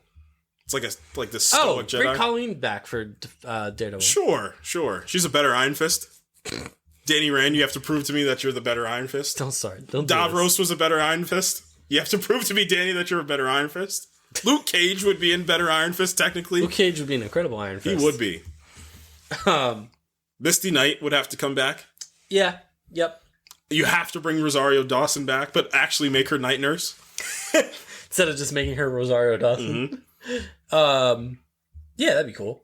All right, let's get out of here. Mm-hmm. You can follow us on Twitter at @ProjectNF_pod. You can follow us on Facebook. You can follow us on Instagram at the Project Infinite Pod. You can follow us on YouTube and TikTok at Project Infinite Podcast on those platforms. Next week, we're going to talk about Sinners. From me, from the Daredevil Born Again. Don't call me Cherry. Don't even think about it. No, that one's too sad. Damn, every guy in the show sucks except for Daredevil. Why am I struggling so hard with this? From that one Irish bank robber of the podcast. I don't like you, solicitor. I don't like you, solicitor. I don't like you. That was pretty good. That's a pretty good Irish accent. I'm 1/16 Irish. That's a real fact. Nice. Yeah, that wasn't bad. I like that. Mm-hmm. I am Banshees of Inisherin. You used to be nice. Or were you never nice? I don't like you, solicitor. How did Colin Farrell balance that? And then, hey, Vic. Vic, we're going to take this city, Vic. Yeah. I don't remember that guy's name, but I enjoyed him in that. It was episode Goon 5. number 1. He was great. No, he was a little more than a goon. He was Goon leader number 1. He was the goon leader. Goon leader number 1. St. Patty's Day goon leader number 1. I'm telling you, man, he should be the new Turk, but actually a little bit like... That'd be great. I'm telling you, every season, his technology gets a little better until he gets like Stark Tech in the last one. I would love that. And then Ironheart has to show up. I would... Yeah, he just gets a little better each time at robbing banks. More of that guy, please. Mm-hmm. He gets one episode every season. Yeah, that'd be great. It'd be tremendous. And somehow him and Matt just keep running into each other at the bank. Oh, no. And he finds out Matt's Daredevil in season 5. You're not the Daredevil. Or, funny enough, he keeps going into banks where they're just random defenders. Oh, my God. The Luke Cage one would be the most unfair one. No, the Luke Cage one would be the most unfair, but that's when he should have the best technology. Like, he should just have Stark Tech ready to go. Every time he robs a bank, there's a random defender in the bank. Or just a random MCU character in the bank. But the Punisher can't be there. No. They'd be tackled. Who's some good MCU characters to get in there? Sam would be pretty good. Sam would be fun. Danny, funny enough, or Danny Ramirez is... Falcon, yeah. Joaquin would be funny. Yeah, because I'm trying to think of people that would be good in, like, their civilian... Nick Fury, funny enough, would be hilarious in there. You must be out your mind. Blade. That's the first appearance of Blade. This is in the bank being robbed. That'd be pretty Korg. hey, good. Man. hey. No, Korg's been blacklisted. He has been. Taika Waititi's never touching Marvel ever again. Gore the God Butcher? Yo, Just kidding. Gore the God Butcher as like a U.S. American civilian would be the funniest thing. Oh man, incredible. Luke Cage would be pretty good. Yeah.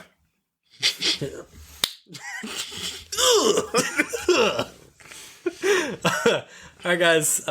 We'll see you next week. We're gonna review Sinners. That should be a real fun time Yeah, because we both love Ryan Coogler on this podcast. Yeah, we do. So I'm excited to talk about that. You hear movie. him talking about the film sizes and the different. And people are into it. Like people who aren't even into film will like watch that interview and they're like, "Yeah, I'm in." Wait, they were like, "Is filmmaking cool?" And like Quentin Tarantino's always was. Always has been. Always has been. Yeah, so I'm excited for that. Until then, we will see you next week. Goodbye. Peace.